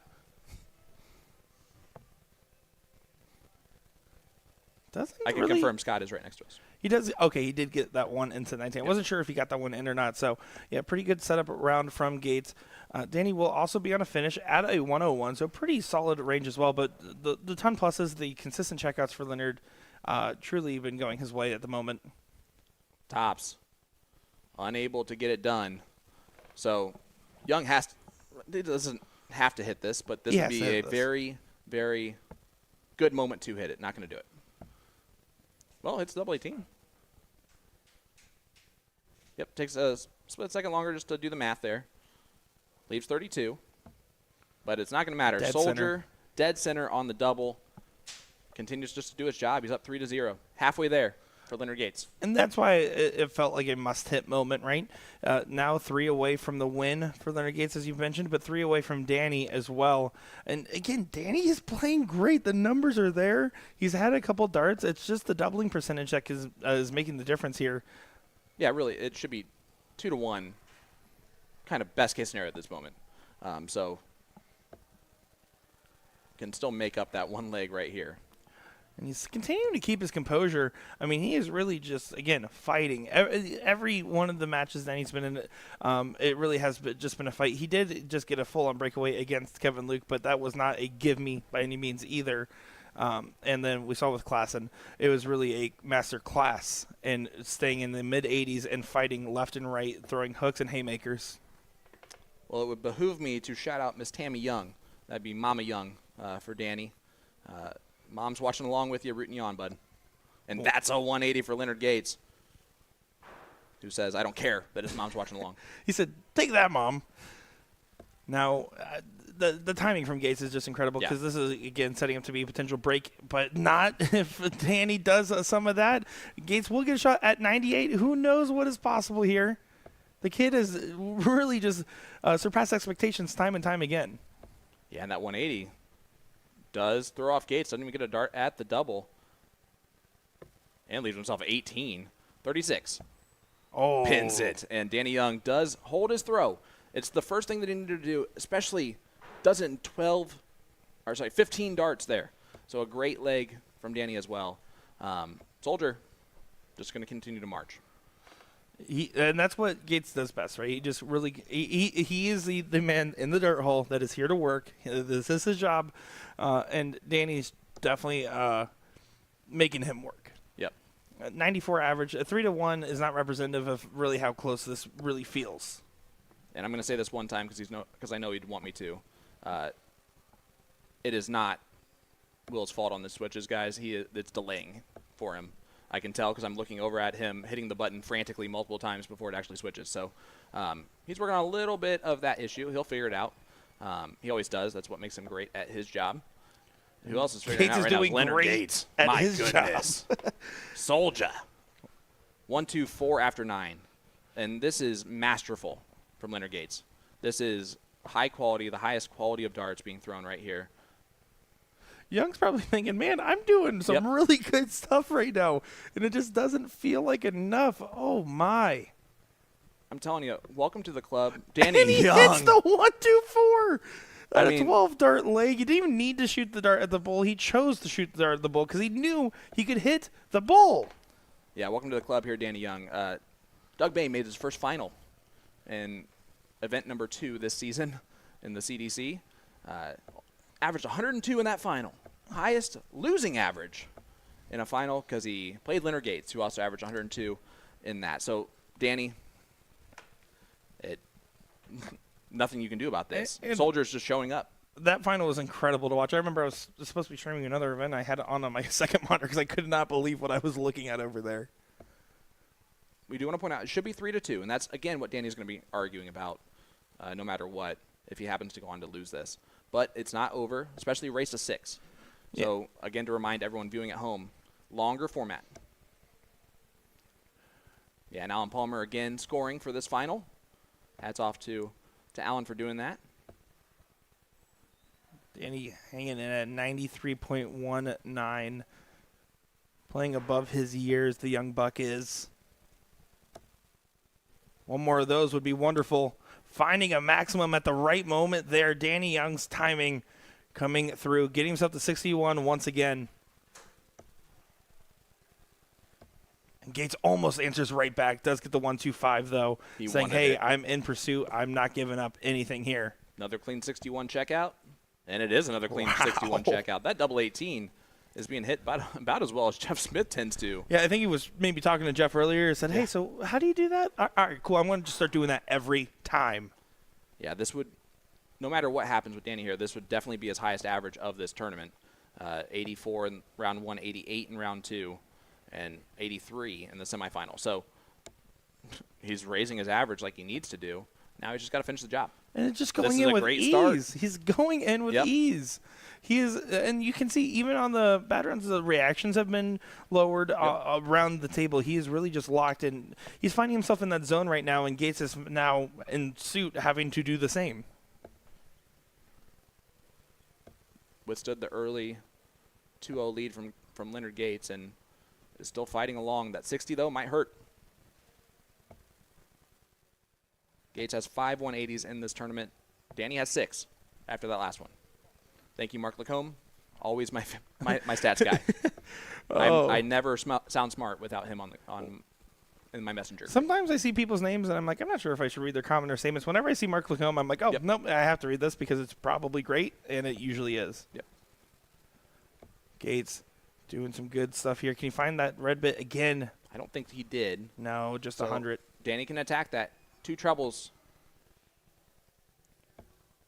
Yeah, and he overthrew that second dart. I don't think he likes where that first one was. Kind of not as good of a guide as it might have seemed. Just with the angle, he tends to prefer being slightly over than under, it seems. Treble 19. Oh, no, he did the math wrong. Soldier missed math, and he left 11, by the way. Oops. Yeah, very curious there.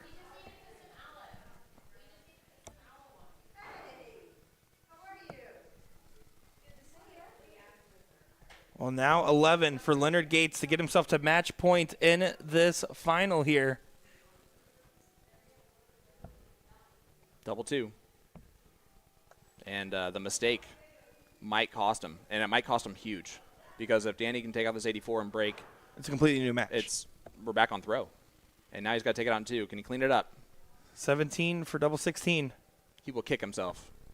He's going to kick himself for not even getting the opportunity. He That's stopped why, himself from doing a pure frustration throw there, as he should stop himself. But, oh, my goodness, that's an opportunity squandered. And double two does go in. 5-2 lead now for Leonard Gates over Danny Young. Danny, the job's simple. Got to win the rest of them. And you can see him. He's looking up. He's taking a deep breath. He's shaking the hands. This is an overwhelming moment to a certain extent.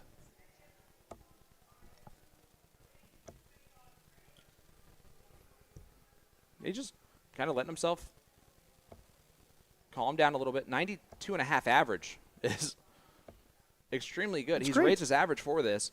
Leonard just continues to play fantastic darts. Gates continues to just be class.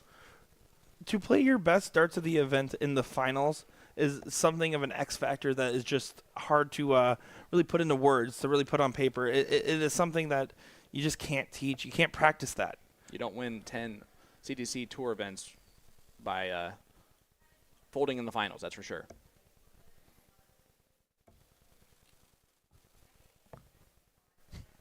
And Soldier actually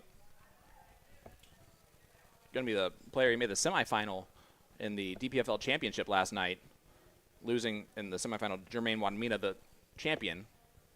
Got $1,000 for that, too.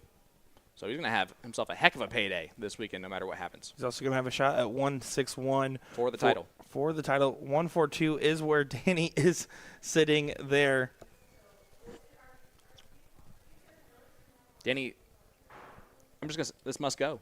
It's not going to. I fully think Gates takes out this 101, or at least gets a dart at the double. Well, Gates would want to agree with you. He's going to get a good opportunity here, more than likely. He is going to get an opportunity for the win. He does catch the 101, Sean Green. You are correct. And Danny Young, you can see, gives the handshake. He wanted that one bad. Listen, let's be fair. Minus the missed doubles in leg number 2, Danny didn't do anything wrong. Yeah. No, I really don't think there was many mistakes there. There was only promising darts from him. He threw a 90-plus average in a stage final against Leonard Gates, got multiple legs off, and really was close to having a moment where he took the momentum away. Amazing to see. So much promise. Again, I will say this time and time again, thoroughly impressed with Danny Young, the young buck, and where his dart game and career is going. He is on my radar for sure now. And Soldier, you can see it's nearing the time where he's hurting, okay? That's why he's not celebrating as much. He's just waiting for his check. Let's get that big check, Happy Gilmore style.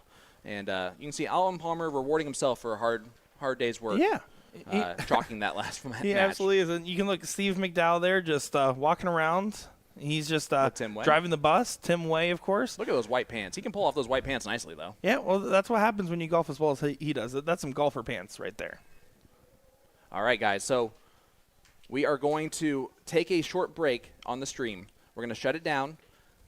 Make sure everything's prim and proper. Yep. And we'll let you know. Make sure that you hit that notification button when we come live again. Sean Green, Nick Dichiria, Will Stewart. Congratulations again to Leonard Gates, your champion of the DPFL Premier Division Playoffs. Give us a dance, Gates.